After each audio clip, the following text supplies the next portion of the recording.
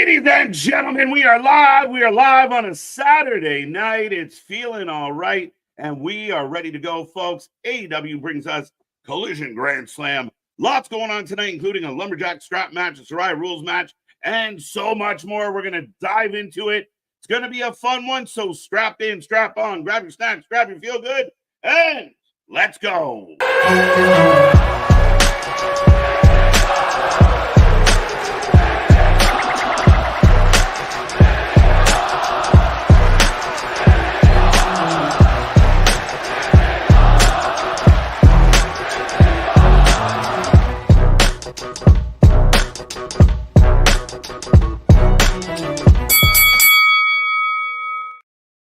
Ding, ding, ding. We are live and back at it again, folks. Like I said, we are the Wrestling for Life Network.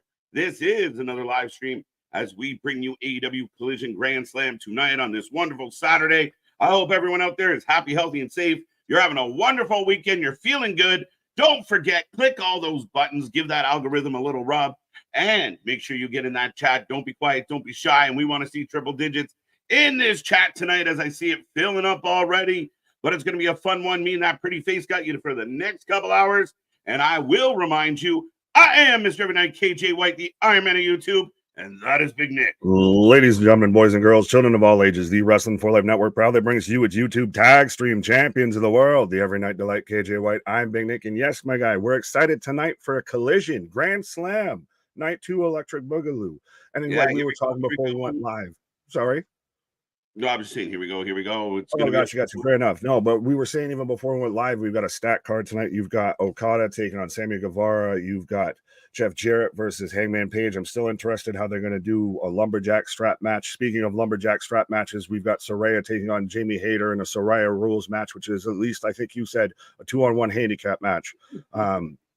And we've got Jack Perry with an open challenge. I haven't heard any sort of talk or discourse or anything as to who his opponent's going to be.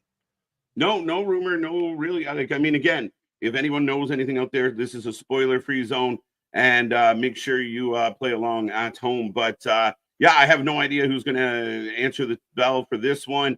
Should be interesting. We also have a trios match, and I do believe they added a trios championship match. In addition to the three-way Lucha match with Hologram, Mortis, and Dragalistico. So a Lucha Underground match in honor of Hispanic Heritage Month. But yeah, lots going on here at the channel, folks. Tonight's going to be a fun one. Lots to talk about, lots to get into, lots to unwrap. But we will be here. We will be your live reaction to all the action. Going to be a lot tonight. Don't forget, we are back tomorrow. We're back Monday. We're back Monday. Things change because of the weather, but we are back Monday and all week long. Next week's a crazy week as we get into a whole bunch of stuff. A couple go-home shows, a 5-year anniversary. NXT should be exciting, popping off on the CW network. And, of course, Bad Blood on the horizon. The week after that's just as crazy as Title Tuesday's coming up. So we will have NXT versus AEW head-to-head. Well, I didn't even realize that until you kind of put it out on like the calendar that you sent out for the schedules and everything coming up. But yeah, I didn't realize that they were going head-to-head, that you were actually going to get Dynamite or Tuesday titles going on against NXT, and especially when it's night 2 of them being on the CW, them with the St. Louis card with Randy Orton versus Javon Evans, all of that. So it'll be really interesting to see where that kind of shakes out. 100%, Nick. Very interesting. It's going to be a fun one. Again, it will be interesting to see the head-to-head battle. You know, there's going to be a lot of talk, a lot of rumblings from both sides of the tribe. So, again, very interesting times, a lot going on in the world, and we're going to be here for all of it, including things like documentaries. If you haven't seen our review of the Mr. McMahon documentary, part 1 and part 2, go check that out. And as Nick was pointing out before we went live, we are going to make our CW TV debut as part of the WrestleMania XL documentary. If you haven't seen that yet, go check it out. Go see our 0.5 seconds of fame. Yeah, our guest appearance on WWE television. We're debuting on the CW before NXT does. We got you beat, Sean. There you go. I can now say I was on the same network as the Dawson. It's pretty fucking cool. That's literally the first thought that came to my mind, and I instantly just started singing, I don't want to wait. 100%. Right. But also, did you see the good news with AEW? What? Calvin Hobbs is Yes. very much big powerhouse. Hobbs is back off of being injured. He's medically cleared. So hopefully we'll see him sooner rather than later. Yeah, I mean, again, Hobbs is a guy that we felt like had a lot of talent, a lot of potential. Some people have connected him to the potential Hurt Syndicate or whatever they're going to call it. Yeah. So that shall be very interesting. We'll see if they touch any more on this situation with MVP showing up on Dynamite. And we'll see. I mean, the talks about Shelton Benjamin, Bobby Lashley, potentially Hobbs, and who knows who else. And Swerve, obviously, because of when MVP showed up on Wednesday. How does Swerve fit into this? Does he join the Hurt Syndicate? Is he opposed to the Hurt Syndicate? Very, very interesting. Well, and I'm interested. I hadn't really fully thought about, I guess, putting Hobbs in the syndicate and everything, because to me, he's the only guy on the roster, stature-wise, size-wise, outside of like a Brian Cage or maybe a Wardlow that can kind of physically stand toe-to-toe with Bobby Lashley. So I'd almost, do you have him in it and then he's the Batista that turns and he's the one that ends up facing Bobby? Or do you keep him a face and he's the constant clash there? Yeah, well, size-wise, the Hurt Syndicate has a potential of being gigantic in this business. Like in AEW, I mean, even Shelton Benjamin's not a little guy. Right. So you got Shelton, you got, if Hobbs joins, he's jacked. And then, of course, Bobby, infamously big. So, pause. But, yeah, all three guys, I mean, it'll be very interesting who's going to oppose such a faction. Right. But should we say hi to the peoples? Yeah, we're about 8 minutes away from the start of Grand Slam, folks. Like we said, we're going to be here all night long. It's going to be a fun one. I see Bradley, one of the first in the chat, gifting a membership. We appreciate that, sir. So thank you. If you're not a member yet, become a member. We do have members only coming up around the corner. So make sure you get your membership on. Plus, you get your little emojis and your badges. So we appreciate it, Bradley. That's really cool that you did that. And there you go, Nick. We clinched. Yeah, I'm a sucker for the reasoning, shouting it out because the Yankees won the pennant. So that's why he's gifting out subs, or membership. So appreciate you, Bradley. How many times has the Yankees started the season like garbage and then somehow win a pennant? Like it's not the first, it's not the second. It's consistent with them. They look like garbage and they find a way to pull it off. Hey, you put some respect on the Yankees names. We've been crushing all season. We should at this point. We're finally back to a bit of the evil empire with Judge, with Stanton, with Soto. We're a little bit back to we got to spend money to make money. Absolutely. So once again, thank you so much, Bradley. Brandon, good to see you. Yes, if your eyes are open, you can see both of us. If you're here right now, you can see us. Wrestling Proud, how you doing? Hope you're doing well. C Money, welcome back. Osprey has 42 5-star matches, more than Okada. You know what? Again, C Money, I appreciate your sentiment on this. However, they don't matter. They're bullshit. Not even Dave believes in his own stars. I didn't like the match, but other people did. So here's the stars. They're garbage. They have the validity of them is gone. The credibility is out the window. Dave's a dickhead, and his stars are just as dicky. So he can fuck Meltzer. Right, that's 100% why we have said T-shirt and everything, so you can help for guys out there like Dave and everything, for the center of the Meltzer Center for people who can't read good, who can't give out stars good, who can't judge matches good, who apparently can't even get good haircuts, because we all saw Mullet Meltzer out there during that documentary too as well. But yeah, no, absolutely. Go get yourself a T-shirt. Plus, we're working a couple new T-shirts, and I think we're about to launch some hoodies as well. So stay tuned for that, folks. Lots going on at the channel and at the store. If you don't have any swag yet, make sure you get some.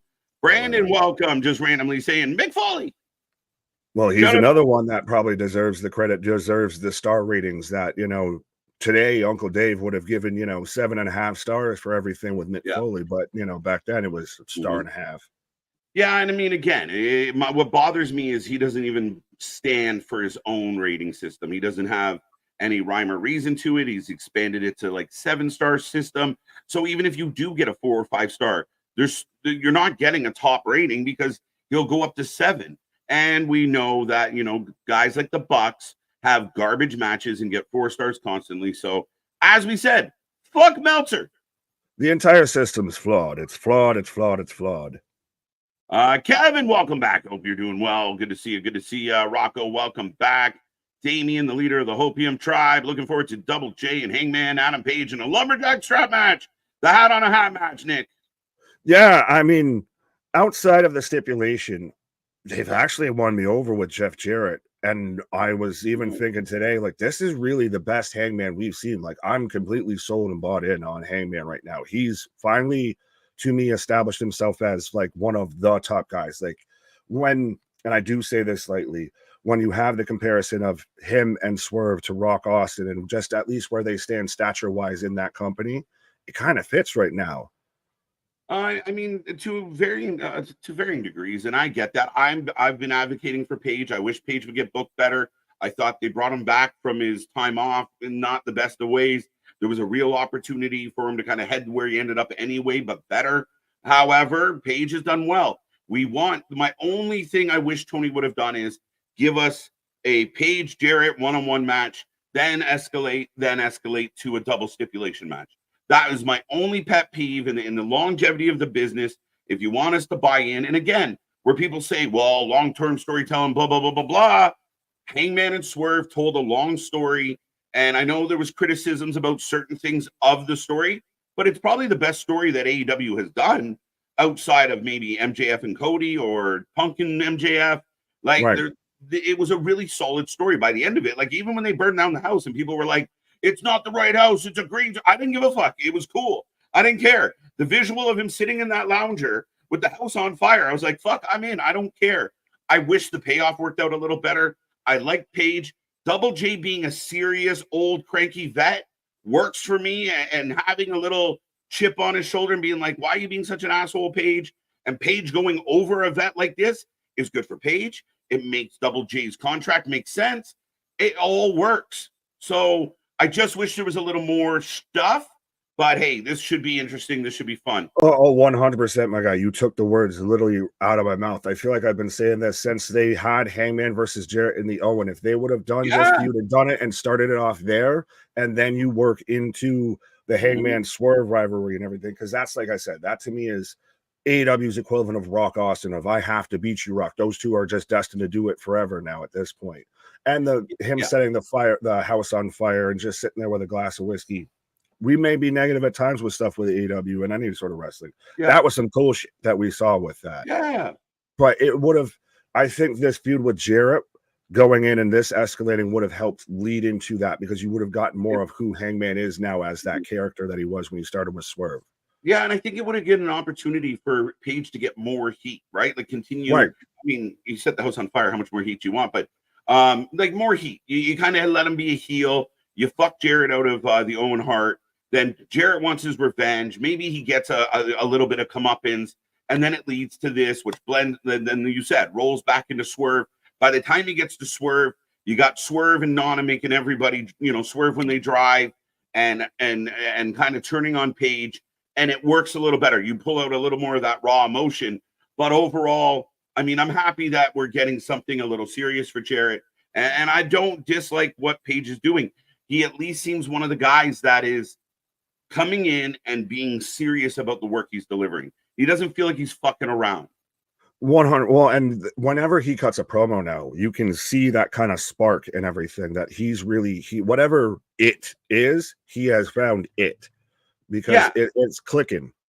Yeah, and I've heard some of the guys like at Cornette that just can't get past the empty-headed dumb fuck comment. Like right. You got to give credit where it's due. So folks that are listening that think I absolutely hate AEW at times, this is credit where it's a due. So again, if we're being a little particular, I would have found a way, just for the sake of business, pull out that long storytelling.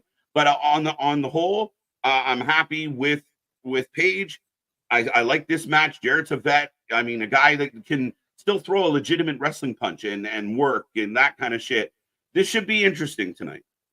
Yeah, now that we've gotten serious Jarrett instead of cartoony, whatever, hanging out with the oddities, Jeff Jarrett that we had before, I'm getting behind Jarrett actually here, as I've got the show kicking off. I got Saraya. I have her coming out right now, so I think if you like Hiccup. Yeah, I've got Saraya, and Harley Cameron coming out right now. So we're There we starting go. off with the Saraya rules match. A Saraya rules match to open this one tonight. Interesting. I wish Jamie Hayter was kind of doing something better. I know I've been very critical of Saraya. She just, I don't know. It just hasn't worked for me. But we will find out what a Saraya rules match is. She did bring a friend, so maybe that's the two. I mean, maybe what's Brad Maddox doing? We know what Xavier Woods is doing, but I mean, anybody going to do if you know, you know. Tonight? What? Anyone going to hit the backwoods tonight? Right. I digress, as I've got Jamie Hayter coming out right now, but we've got tables and chairs and a duffel bag of God knows what brought out to the ring. So this very much seems like it's going to just be your run-of-the-mill kind of no DQ, hardcore, stipulation match. Little bit of an interesting choice, just in the sense of, I mean, it's a Grand Slam, Collision Grand Slam. Yeah, I mean, it's interesting that we're doing this, but yeah, it looks like it's going to be a hardcore match. We got a cookie tray. Sorry.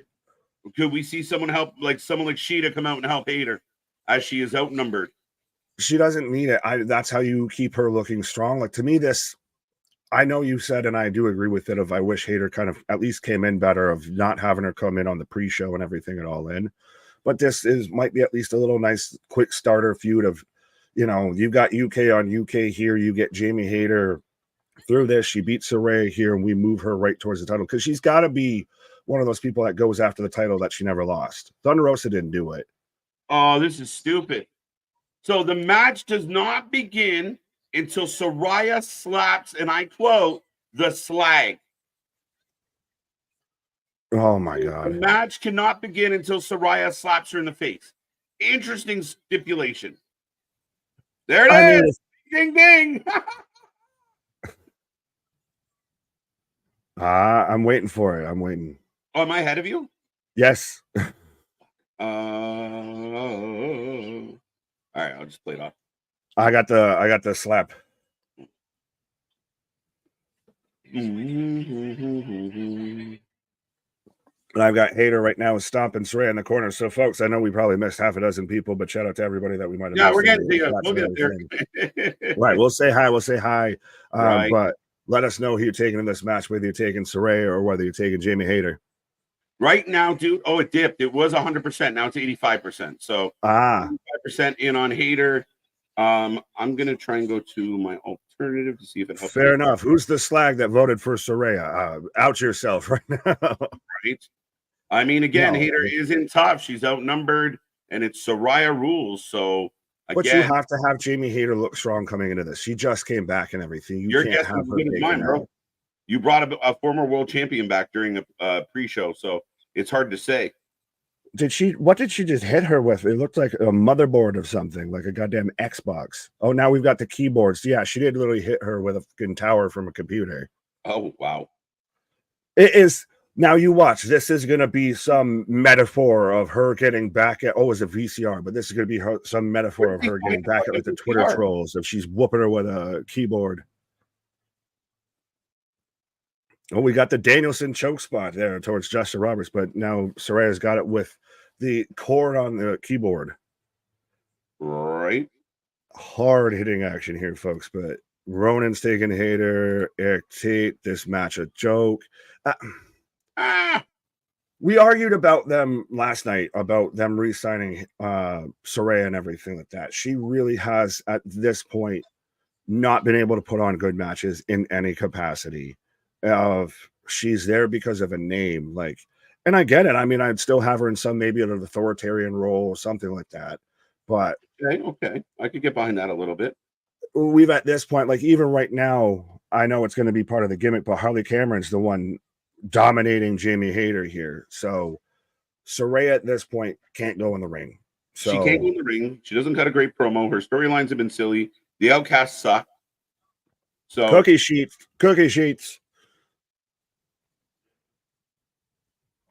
So that's Harley just got clocked with that thing.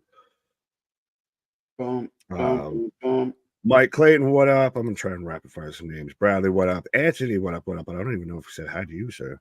Vance, the Yankees. Thank you, sir. I'm with you. Byron just shouting WWE. Fair enough, my guy. Okay. Z Manscar, evening all and happy Saturday. Absolutely. Ooh. Let's go. Rocco, good to see you. Eco BB. Echo. Echo Evo. I was like, what are you trying to say, sir?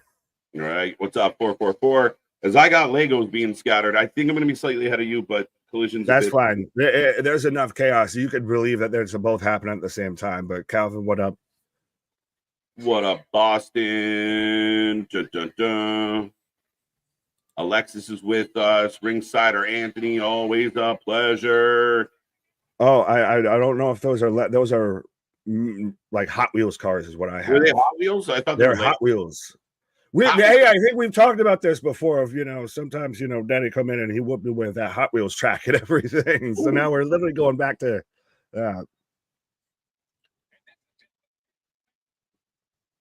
As Hayter just stomping a mud hole in Saraya. Right. I feel bullied. Ow! Why? No, we're just trying to figure out how to pronounce your name, sir. I apologize. Yeah, let us know. Let us know. Yes. I don't want to put the emphasis in the wrong place. Yeah, wrong emphasis on the wrong syllable. Ding ding. Let's go. Yeah, bet. Jamie Hayter on fire though. Oh, what was the final tally? 66% are taking. Wow, it did. Wow. What up, Cruz? But Hayter with like that, she caught Saraya into the power slam and everything. That's funny, Ken.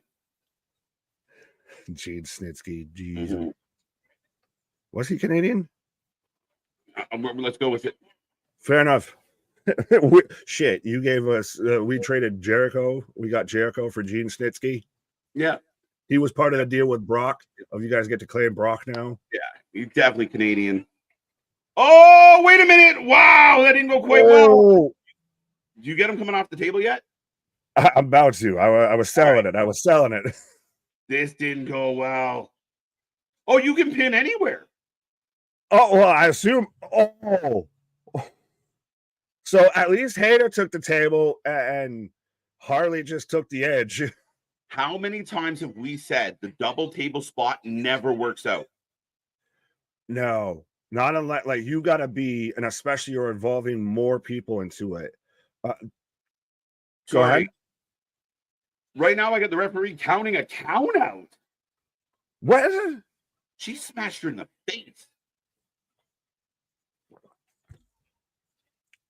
So we've got just all the stipulations. Well, I mean, it makes sense if it's the heels braided match. So you're going to set up all the rules, for her, to have a chance to win. Yeah. But table spots in AEW have just, I think, founded botchamania at this point with the I am the table spots and everything. Or you get spots to where, like, I remember when Julia Hart, like, pretty much just heel clicked the fucking table. Like, that's the only part of her that hit the table. Yeah. My still favorite is the Sting eating the table. Oh yeah. Oh, that was scary. Table spot was sick. Oh, that was terrible. All right, so I'm behind you now, so I'm gonna get you to hold up, and so we can match out. I went to my alternative, which somehow was delayed. Fair enough. I'll let you know where I'm at. But Ken letting us know, not Snitsky, Gene Kaniski. Yes. You want a Kanish? Yes. Look him up, you youngin. So apparently you know about it. I, as the uneducated American, don't know. Yes. So right now I'm getting the picture-in-picture replay of the chair shot into the table and Hayter climbing back into the ring. I just got a replay of them going through the table in the corner. Have you not gotten there at all? No. Okay, I'm paused up on the replay of them going through the table in the corner. Oh, we got the package DDT for a 2. So I'm about 45 seconds behind you. Fair enough. This is what happens. Ahead of you. I can't win. And what happens, my guy, when we're cross-continental. We're literally intercontinental. I even added extra syllables into that word for some reason. Your boy Luigi the Pizza Man. Oh, he been gone. He's been out there just, Right? flipping pies out on the indies. He back to the pizza parlor. Right now, I got a What? DDT coming. Saraya clapping at the crowd. And finally, both women through the table in a kind of a Death Valley driver. A little bit more like almost an air raid crash kind of move, through the table in the corner. Yeah, let me know when you get towards the both women through the table. There we go. Both women on. Oh, they no sold it as Saraya just scampers to the chair. What? Right. The Canadian cannot win. There's no Canadian in this particular match. No, there's two UK women. This is a pay-per-view match. Drugs are bad, Chris. No, This is name value, yes. In quality, not so much. Not so much. And this is I sit there and wear my MJF scarf while I sip my Haterade. 100%. I've been a fan of this woman since she was out there and she was supposed to be going at Britt Baker. But she's been fantastic in this match and has tried to drag Saraya along through all of this. Yeah, again, I just find so often big clothesline, and I guess that's going to be it. 3. So our finisher's now a clothesline from hell? So, well, it was like a ripcord clothesline, I believe. All right. Jamie Hayter with the W, folks. Again, I just find some of the AEW tribe only need a couple tables to break, and it's a wicked match. That was amazing. It was fun. I didn't hate it, but it wasn't an amazing pay-per-view level match. I'll agree with Ken on this. It was okay to start the show. It was fun. I don't want to over criticize it. It was fun. A little funky. Saraya needs, Harley Cameron to do some of her heavy lifting. The right lady won. I'm not mad. Right. 1, 2, 3, kid. I agree with that. It was an okay match. Nothing special. C Money's just trying to trigger you at this point. 7 stars in the Tokyo Dome. 100%. But I do agree with this comment of Chitara looking hot. Absolutely. And now we got Black Panther Ricochet out there talking with Will Ospreay. I am super excited for this match. Again, it is a victim of the circumstance of the only reason I'm excited for this match is because I know what they can do and because we're wrestling nerds and everything. And through no fault of Tony Khan, it's more of just he literally has them signed at the same time. Yeah, and I mean, again, this is an opportunity to. I hope this is the first of many matches, but I think that you could have built this outside of this little thing with Renee. I think there was an opportunity to build a little more animosity. Maybe they were friends. No, Ricochet helps Will Ospreay against the bad Don Callis family. And then somewhere along the line, the friendship goes a little sour and we got to get a match. That's kind of what I wanted a little more. Like the KO Cody stuff with Will and Ricochet would have went a long way for me. Yeah, that's the thing is, I know we've talked about long-term storytelling, especially when it comes to AEW, because Tony's the one that brought it up. But a video package is not long-term storytelling. A backstage interview segment is not long-term storytelling. Tweets are not long-term storytelling. All of those wrapped together? No, all of those wrapped together and used together over time is long-term storytelling. 100%. And utilizing a whole bunch of shit that didn't happen in your company does not constitute you telling long-term stories. Like if you're like Nigel and Danielson, this match, the bulk of the storytelling happened in someone else's booking, someone else's company. You have the fucking video library too. Yeah. But the conglomeration is in the ring as we are going to get a trios match. Woohoo! Let's go, Jericho! Fuck. Hey, we're getting Saraya and we're getting Jericho out of the fucking way early quick here. So it's the learning tree. Yes, wrestling proud of. I love Mark Briscoe. That's the only thing. Well, him and Brian Keefe, Big Cass XL, Big Bill. Don't call him Big Bill. There's so much opportunity with Mark Briscoe. So much you could do with Mark, and he'd be uber overused a little bit better. If he was battling, like if he was chasing Okada a heel Okada against a Mark Briscoe with the fans behind him and that love behind him. Again, it's just you have that talent, use it. Yeah, well, I know it was still iffy and everything like that, but I feel like they should have almost capitalized with Mark Briscoe initially with all of that. You should have really, that's when he should have been going after the Ring of Honor title. You really should have pushed him then. And I just don't think the Ring of Honor title should be anywhere near this show. Keep it separate. It never gets defended at this point, I feel, because it's constantly involved on stuff with Dynamite. Yeah. Jarrett! Keo? Jericho. Oh, Jericho. hello, Jericho. That's better than right. Roadhouse. Well, I like Jobson using the members only emojis and everything, by the way, folks. So if you want to have the emojis, like the cut the emojis and everything, make sure you become a member. Shout out to CJ Brand and cut the shit. Right. Been a while since we heard that. We still need that man on like it's just a soundboard. Cut that shit. Yeah. Oh, hit him with a backpack. Oh, that would have been amazing. I would have popped if that was the end of the match already. Who you taking for the win, folks? Right. Oh, he had a brick in his backpack. And not the usual brick. Well, it wasn't of a white powdery substance or anything, too, officer. Right?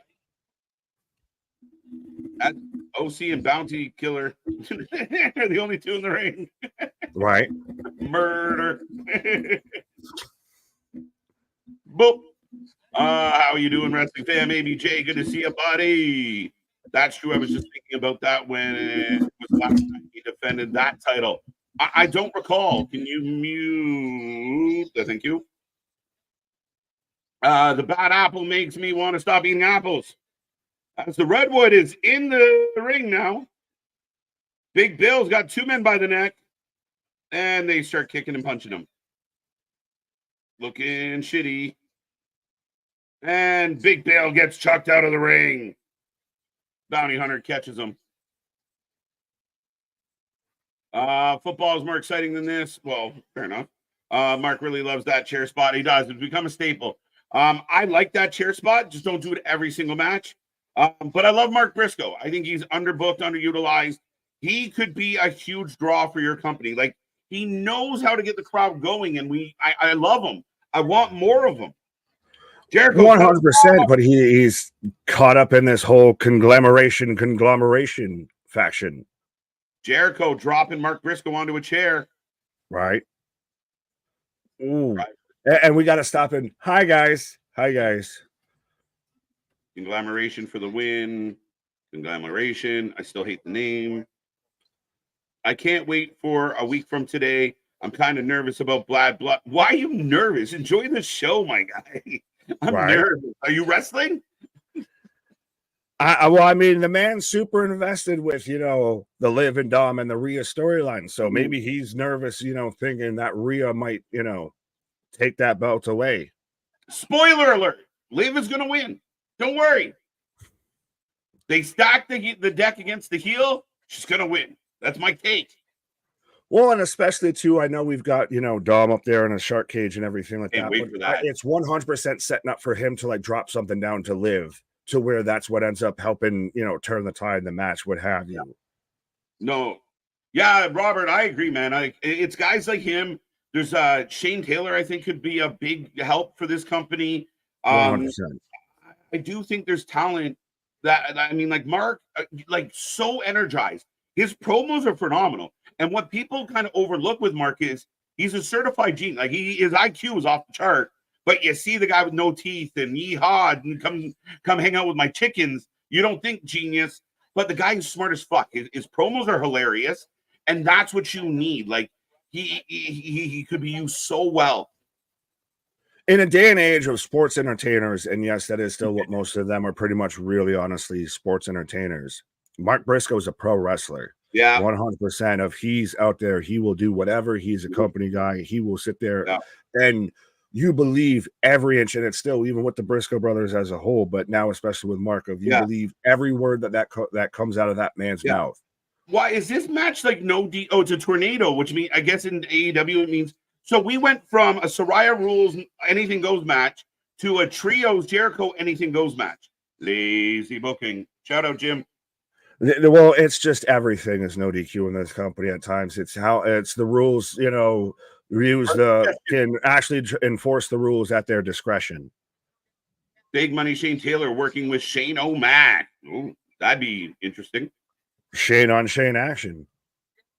Too many guys. Well, and so we can talk about this probably at some point. I don't know if we're in a commercial. Yeah, we're not in a commercial yet, but at the next commercial, we can talk about that of the picture with the Bucks and Shane. Yeah. My God, Jericho looks like shit. He looks like a hefty bag in trunks. Fucking hell. But see, this is the thing: is you now have had 2 back-to-back matches that are 100% getting carried by other people in the match. Like Saraya got carried for that match with Jamie Hayter, and right now, literally everyone else is doing the heavy lifting in this match for Jericho. And this is where, like, for me, Go Breaker, right? And Jericho sloshes himself to his knees and then goes for a pin. Jesus Christ. Kyle O'Reilly breaks it up, almost breaks Briscoe's arm. But you see, like, listen to the crowd right now, guys. I want everybody to turn your volume up. We're getting drop kicks. We're getting big spots. The crowd's not reacting. They're sitting on their hands. That's the risk you run when you just oversaturate the violence and carnage. And this goes, though, to, sir, like our discussion about when you pace things out with a show and if you have things go back to back and letting the crowd breathe between things. Yeah. I know it may have not been the thing in the 90s and the early 2000s, but at this point now, and especially because there is shows like this that do spot. You need to let things breathe. Yeah. Go ahead. Big Bill getting a huge pop. Heel Bill is getting the biggest pop outside of Mark Briscoe and maybe OC than anybody in this match. Because they're back in NY. Remember, he got the huge pop in Wales, too. Yeah. Man's over. The fact that, especially right now, if he went back to WWE, I think it's a license to print money. Yeah. Because he's a huge guy. He's actually gotten really decent on the microphone. He doesn't need a mouthpiece. And he's got the look. Go ahead. Oh, Mark with the missile dropkick, the shotgun dropkick right to the chair in Jericho's face. Yeah. Did Jericho's belly Botox wear off or something? Jesus Christ. Happy face, sad face. Up and over. Briscoe gets the crowd going. I love it. Too many people on the roster. It's not just that, Robert. I agree with you, but you're overusing guys. You're overusing Jericho. You're overusing the Bucks. You're overusing guys that don't draw instead of a Briscoe. It's not that there's too many guys. You're just not using the right guys in the right places. It's about positioning. Well, yeah, and you overuse people. You use people like if OC takes a couple weeks off or what have you, it might not be exactly a bad thing. You're not going to have the Poochie effect of, where the second he leaves, where's Poochie? What's Poochie doing? No. Big Bill got some big knee pads. There you go. Big Bill Big Bill needs love, man. He's over. Wow. Right. Jay Driller. Pile driver barely. Can you believe all this thing? Yeah, I heard a certain podcaster talking about that, Larry. He's fucking nuts. He's a fucking idiot. He is the new Hulk Hogan. He is. Jarrett Hogan. Hashtag Jarrett Hogan. That shirt is coming soon. Right? As Mark Briscoe going up to the top rope. It's crazy because you can see it on like the big screen and Briscoe like literally right there. So you can see, as Big Bill chokeslams Mark through the table and Jericho rolls out of the way. You disgusting old putrid piece of 3. And he pins Mark Briscoe, 2 of all people. Not a Kyle O'Reilly, not a, not at Orange Cassidy after he just had the feud with him. Nope, we got to make sure that Mark Briscoe goes under. I hate him. And the most that he contributed to that match was he got the pinfall. But it's terrible. And the other two guys are so good. But who is this all about? Why wouldn't Jericho? You know what? The bad apple's been around. Let him get the pin. Put him over. Bill's getting more cheers than you. Put him over. But Jericho only gives a fuck about Jericho. Jericho Hogan is real. The Jericho Vortex is real. He saps the life out of everybody. And he's putting us through watching this horrible fucking midlife crisis week in and week out. I fucking hate it. I hate it. I hate it. I told you so. I fucking told you so. I fucking told you so. But Ring of Honor champ just gets pinned by this old fat fuck. Yeah, well, and especially a guy like Brian Keith could use a win or something like that, like because he doesn't even half the time end up getting wins because of everything that like he's normally resting on a rampage and all of that. Why can't Kyle O'Reilly take an L? Why can't OC never gets pinned? Let him take an L. Jericho just had a feud with OC. Let him get the pin, and that's how this shit happened. That's how this shit started. Keep that shit going if you're going to keep this going. Right. But now watch, you're going to get Chris Jericho again trying to go after the Ring of Honor title as he takes on Mark Briscoe. Right. Good question. So what's worst faction name? The Learning Tree or Pure Fusion Collection? Pure Fusion Collection sucks bad. Learning Trees overall, like the concept of it's bad more than the name. And the conglomeration's up there for horrible fucking faction name. Yeah, that's definitely up there. Pure Fusion Collective is bad. I'm trying to remember if there's been a few. The Fatal Influence isn't super great. There's been a lot of bad faction names recently. Yeah. Rumor is Joe is off filming some stuff, doing some movie work and such. But if you remember, Jericho threw him through a wall on a forklift in a very horrible, holy fuck Shockmaster spot. Right. What's up, Denise? Yeah, they did the reverse Shockmaster. Yeah, bad booking. And again, what it does, like you said, you do a chaotic match with table spots, and you follow it up with a match that ends with a table spot. This is where the real wrestle. Where's the wrestling? Like, where's the good wrestling outside? Like, oh, that was awesome. They broke stuff. It's more than that, guys, and that's why I get mad. Right? 100%. And that's the thing for people that say that WWE doesn't do wrestling and everything. And shout out Calvin 44 Talk there and everything in the chat if he's still listening and everything. Because I saw him talking today about.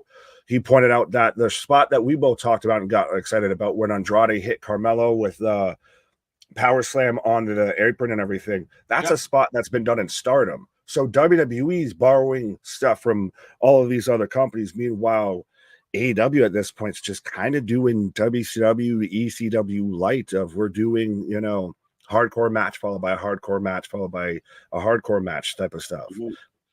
And the wrong guys are going over. Jericho should be used the way we're seeing, Sean Spears used in NXT. Like Jericho should be helping this company. Jericho is one of the most selfish pricks in the history of wrestling. Right. Speaking of being a selfish prick, I will put us over right now as we're literally on CW Network, literally as I'm speaking this right now. So win one for the boys and everybody in the chat here. So pop a top right now because we've officially made our TV debut before even NXT. But I was trying to catch it and time it up. But nice. Shameless self-plug there. Go check out the documentary. Go see me and Nick pop for a second. Right, and still 100% be a friend. Tell a friend. Yes, people criticize WWE for having the same matches. AEW is doing the same thing, the same guys every show, every week. There's so many guys who could use a push, but no constant repeats. Valid argument. 100% as I'm getting Action Andretti coming out right now. So we're getting Brody King taking on Action Andretti. Absolutely. I didn't even know this was advertised when I looked at the list. I think they've just kind of last second here because, again, this was all still taped. So, again, no spoilers. And, again, they've dropped the pilot gimmick, and now we're back. It's so weird. They just started that pilot gimmick, and now they are like, nah, we're pilots on our day off. Like, what? Yeah. And Buddy and and Malachi beat these guys last night in the tag match, Brody's gonna this should be a 4-minute match, maybe. The guy's the size of Brody's leg. And remember, this is the guy that Jericho pushed. Remember, this is the guy that Jericho put over, right? But yeah, I still don't get the whole coming out fucking Jodeci gimmick now and everything. Of why do we have boys to men with Top Flight? Yeah, I don't get it. And we're off and running, folks. Stop, right? Can't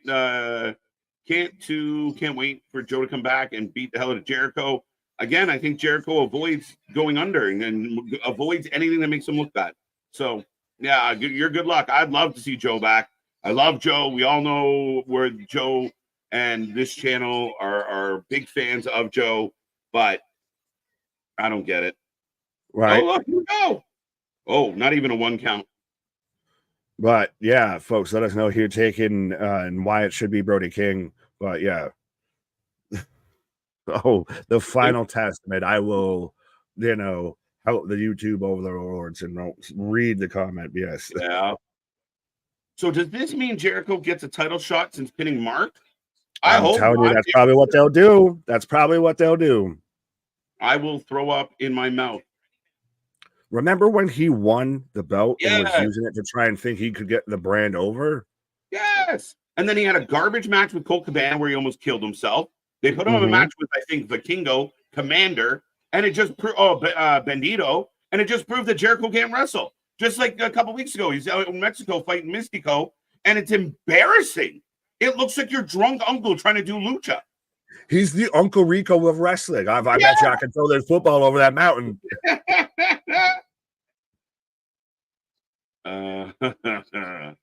What's up, Manny? How you doing? By the way, we did hit triple digits here. So thank you for joining us on a Saturday night. Remember, folks, we watch more live wrestling than anybody else out there, and we do it on a different level as Brody King gracefully, thankfully, gets the squash.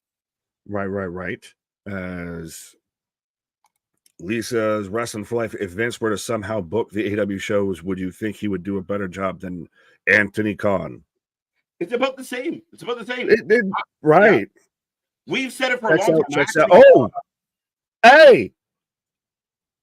So we've got the Righteous out here right now. I don't know if I somehow still got ahead of you, but I've got Lance Archer has joined the Righteous, which I don't mind. I dig that. They've been working together for a while. We just never seen it. Yeah. I didn't know if it was official like a referee whistle. So help me understand as we connect these dots together, Nick. Yes. The House of Black beats up Top Flight last night. Then Brody does Andrade today, and then the Righteous come out and beat them up again. So they got beat up by everybody.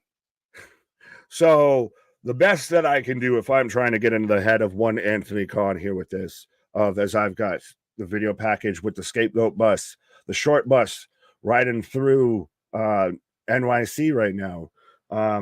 But so you have the House of Black get a win over a team, so they at least get a little bit of momentum as they stay on Dynamite. They start to go into your trios in your tag division, hopefully. Then you have Top Flight lose to a team that's going to be on Ring of Honor, so you're setting up a Ring of Honor feud between the Righteous and Top Flight, which now, granted, I want to see more with the Righteous. I need Vincent and Dutch on my screen, and 100% Lance Archer's gotten over as well. You don't set up a rivalry with a losing team. Like, if what you would do normally is Top Flight would get a couple wins, and that would then, when the Righteous want to beat them up, the Righteous are stopping their momentum. You just watch them get their ass kicked by one spooky team, and here comes the next spooky team beating their ass.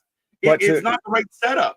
I know, and I get that. I agree with you on that. I'm explaining, I guess, in his terms of what I think he's doing. He's using them as a launching pad for the House of Black in Dynamite and on regular main television AEW, and setting up stuff for the Righteous on Ring of Honor on Thursdays. Right. Y'all excited for AJ's return? I'm excited. I'm excited to see what happens with AJ Styles. Contrary to a lot of reports where he was done and they had nothing for him. He was going to sign with AEW and everything. Yeah, too. But here comes the scapegoat with an open challenge. I would like to see AJ involved in the U.S. title division. Like, give me an AJ LA Knight, an LA or AJ Andrade, and AJ Carmelo Hayes. Did you see the clips going around that the LA and Andrade got into it backstage after? Like, As they should. Yeah. Just because you're baby faces, you shouldn't be sit there and buddy and everything. And I'm coming for your belt, motherfucker. I might be number 2 right now, but I'm coming for that number 1 spot. And I got beef with this kid, and you fucked that up. Now I got to fight him again. Thank you. Right. Things we need: another Austin versus Jake the Snake moment to send Jericho packing. Fuck. We need anything. Somebody was saying that like some like Fozzy dates got canceled, and I almost cried when I read it. I still find it funny if I just saw somebody in the front row at this that has a sign that says "Face Bully, Heel LaGreca." AJ is not washed up. No. But AJ is in the twilight of his career. Hey! The King! Murder Grandpa! Minoru Suzuki is your open challenge. I honestly wondered if they would have done something like do a Derby. I mean, he already made him look a fool on Dynamite with it. Yeah. Go ahead. Where was that comment from before? I want to see that. Robert, somebody made the comment before about booking the wrong people. This is an example of that. You have so much talent. The Murder Grandpa is not going to sell you anything. Like, and we used to love him. We used to love the Murder Grandpa. But set up something exciting for Jack Perry. Let Jack Perry fight Action Andrade. Maybe you get action over. I like this instantly. Anthony knows you too well. KJ doesn't look happy. Right? KJ had the same facial expression I had when I saw Murder Grandpa come out. Listen, I will never deny Minoru Suzuki, but at the it's same going to time, be a shit he's match. not going to be there next week. It's a shit match that Suzuki's going to lose. How do you feel about Jack Perry? I actually think the scapegoat gimmick works. I think it's interesting. You just need to give him a baby face to fuck with. And he has nothing. You get spot matches like this. He needs a baby face that is trying to get the belt away from him. And he keeps fucking the baby face and fucking the baby face and fucking the baby face. That's what he's missing. Yeah, pause. No, did he on that? Should you would it have been good if he was doing if he was him versus Darby? Yeah. Since we've already made Darby look like a fool. If Daniel Garcia was still in the mix, or a Wheeler Yuta, or a guy like that, Danny might be a better example. Darby would be a great example. If they had an ongoing rivalry, you could get behind it. And you need to create. There's an opportunity to make Jack Perry the Dom Mysterio of AEW. The difference between Jack Perry and Dom is they gave people that the fans loved for Dom to fuck with. That's why he gets booed, because he's this little dirtball that fucks with everyone's favorite wrestlers. Right. And Jack Perry ain't fucking with nobody. No, he's out here with Minoru Suzuki, as again, we're just no-selling everything. But I do like the scapegoat gimmick. I do like everything with Jack Perry right now.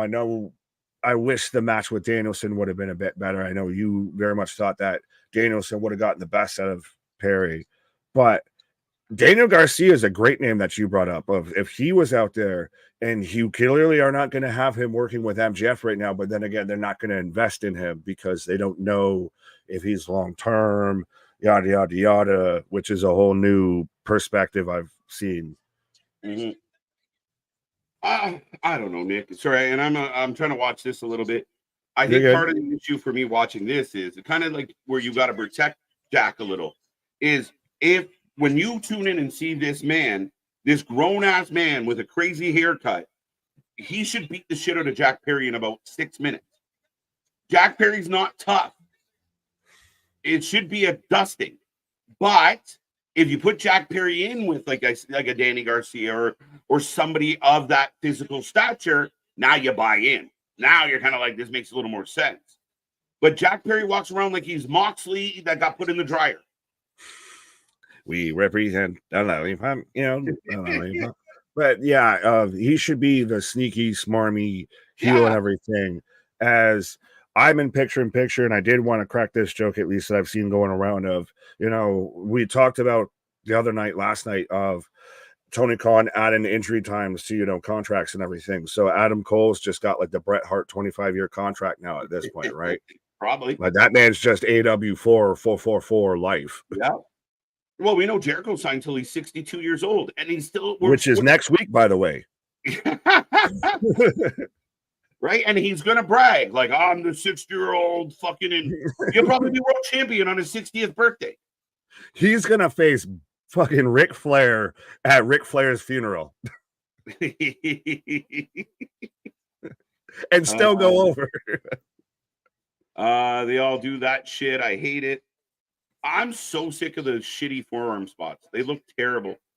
Yeah. Oh, Frank brings up a really good name. Jack Perry versus Juice. That would be fantastic. Yes. And granted, though, you're making the Bang Bang Scissor Gang. Well, that's fine. Just Bang Bang Gang now. You're making them babyface. That's fine. They can be faces. People want to cheer for Juice because he's fucked. He's eccentric. He's nuts. You want to get behind that guy. Juice would get over versus even more over, and he would very much be easy to play the babyface against Jack. We just talked about Mark Briscoe. Imagine Mark Briscoe came out and said, I want the TNT title. And Jack Perry did everything in his power to duck, dodge, and dive away from Jack Perry. It would work because the fans lose their mind for Mark and they'll start booing Jack. You said that, and now I just pictured, Jack Perry riding his, skateboat short bus and everything. Right? And there's Mark in the back with chickens. How you doing, Jack? If you can dodge a short bus, you can dodge a ball. All right. I turned my TV off, bro. That's heartbreaking. LOL. Watching AEW is like taking NyQuil. Ashwagandha and a sleeping pill at the same time. Ric Flair versus Jericho coffin match. There can only be one. God, please, God. Hey, don't will that. That could happen. That probably will happen. Yeah. That will be written into a will. Do you think KO will go to AEW? I don't. Listen, I could be wrong, but look where KO is being positioned in this company right now. He's in the main event scene. He's fucking on with the top guys. It's a hard sell for me. That he's over with 10,000 people every week. You really, I don't see him leaving. I don't. He's in there with top guys and the best in the business. Like you think I just want to give that up so I can go and hang out with the Young Bucks when I can still be friends with Sammy and see him every day? Yeah, I could. There's more of a chance in my head that Sammy would go to AEW than KO. Oh no. Oh well, he's friends. Why wouldn't he? And he's the one that's kind of like Evan's more friends with them than Sammy is. I'm going to show you lots of clips where Sammy's been involved with the Young Bucks and shit. But like Sammy is kind of the guy that flounders in the middle, not as over as KO at times. I think Sammy would be the type that goes, I don't mind going to do the indie stuff. I could see Sammy being more likely to leave than KO. Yeah, but I don't think Sammy, and I'm saying this strictly off of just my own intuition, impression, what have you. So I could be entirely wrong with this, but I don't think he super minds being the guy that still, like, he's out there competing. He's out there about to be in a feud with Gunther and everything. So he might still kind of flounder, but he works very well. He was still in that whole segment. He's probably about to be pulled into the bloodline thing. Yeah. I'm not saying he's going. I just said if you asked me who was most likely, to me, Sammy's more likely to leave than KO. And you can trust that because, KJ's got KO on speed dial here. Right? And Sammy. Big Bill versus Jack Perry. Oh, shit. Heel versus heel. I mean, you'd have to break Bill eventually away from Jericho. You'd have to be setting him up because they would get too over with Big Bill. And that would just look ridiculous, though, with how tall that man is compared to Jack Perry. Uh-huh. And this match goes through a commercial break and it's still running, and Suzuki's got a chair. So 3 matches, 3 chairs, 3 whatever you use. Aubrey reffing matches back to back, by the way. Wait, that's not a DQ? Wait, time out. Why is that not a DQ? He hit that man with a chair. AEW. But the reffing in AEW has become atrocious, has become something that The ref in any wrestling match is supposed to be a background figure, just supposed to be there and a catalyst that carries the story along. Instead, they've become more prominent things, and they've become blinder than NFL officials out here. Oh, it hurts my head. So the babyface hits the heel with a chair illegally. The ref goes, "Give me that chair." What the fuck? And in addition to that, that is your out for the heel to get away with losing, like with the winning. Sorry. So the babyface gets mad, hits the heel. Ding, ding, ding. Match over. We go home. Oh, and did we just win on a fucking count out? Tell me we did not win on a count out. Why didn't they just DQ him then? That's what I'm saying. Tell me we did not just have Jack Perry win on a fucking count out. You had your spot where Suzuki gets mad, hits the little fucker with the chair. The ref calls for the bell. The fans are bummed, and Jack Perry celebrates like he won the World Series. We get the knee spot into the steps on Suzuki, and so he wins. The man is like damn near no selling, getting stomped out right now. He just tenses up, and that's his selling for him just getting stomped out after this match, by the way, which is fucking dumbfounding that they literally won't disqualify Minnesota's Shibata. Why isn't that even a thing? Why didn't you answer the fucking open challenge, you fucker? He was trying to put his brain language. Yelling. He was putting his brain in the right place. Right. He had to sit there and, get it out of the petroleum jar and everything like that. But and I don't love Jack Perry looking like a badass. He's not that guy. He should be more smarmy. TK would put the nothing's set up to that. That was just really yeah. It might have been an all right match, just a terrible ending. Yeah, I can't see Nakamura going to AEW. He's going to be used in WWE. Trips will use him. Again, we can't miss you if you don't go away. It's 100% though to me of you have that mid-card division now on SmackDown. That's Nakamura, that's AJ Styles, that's Andrade, that's LA Knight, that's Carmelo Hayes. Tell me that ain't a bit of a murderer's row for a mid-card division. When on Raw, we've got Braun Breaker, we've got Jey Uso, we've got Braun Strowman, we've got Bronson Reed, all of that. And Nakamura would be 100%, 100% wasted in AEW. Sorry, guys. If people valued their booking, they would not go to AEW, and Tony Khan actually done creatively. So that's where this gets interesting, right? Like, I understand why Ricochet left WWE because I think there's a better opportunity and more money. But if you are at the top of if you were getting booked like a KO, if you're getting booked not when Nakamura comes back, he was booked good before, he'll be booked again. But if you're in the top echelon, it's hard sell for me because I'm performing like. Are you going to miss out on a 2-night SummerSlam, a 2-night Mania, these giant international shows to go do Hoboken in front of 1,900? And even then, still, like, it is still from all reports, and this is not just reports, this is literally quotes from people backstage of how enjoyable the goddamn locker room is and everything right now when it comes to WWE. Meanwhile, we've talked about this when it comes to AEW. You have this person, you have that person trying to jump ship. We've seen how volatile the AEW locker room can be. What at this point really sells you as somebody like, that's where I want to sign. I mean, Christ. Motor City Machine Guns, we thought was the initial report of they were signed, sealed, and delivered to AEW. Yep. Now everybody's all up in arms because they're showing up in WWE on NXT. Wait, hold on. So what happened to them going to AEW? Why'd they say no?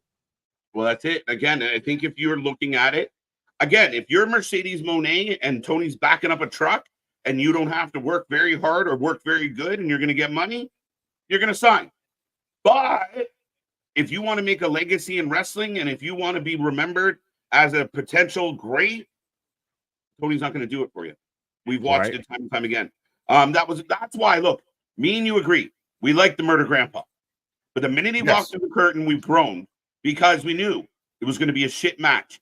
And the referee ignored a DQ for one of the rare, has there been 2, Nick, ever countouts in AEW? And now we'll watch the next match or the last match where everybody was outside the ring for fucking 80% of the match. No count out in those.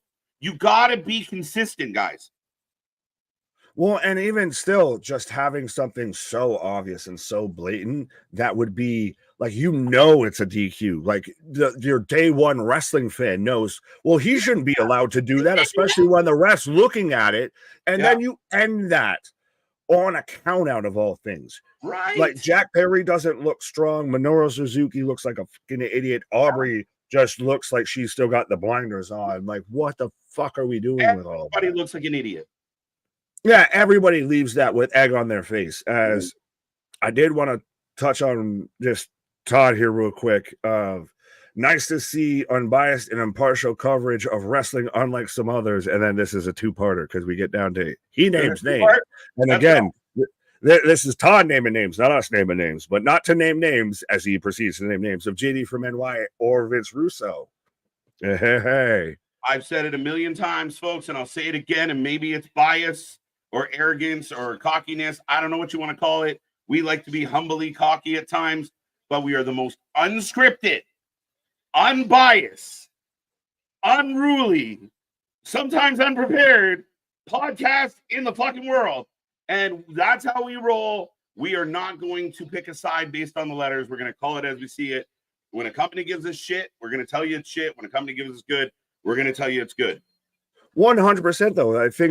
Think about how many other wrestling content creators and everything like that are, and how here's still weekly covering, Dynamite, covering Rampage, covering, Collision, covering House of Glory, covering GCW, covering this, covering that, 100%.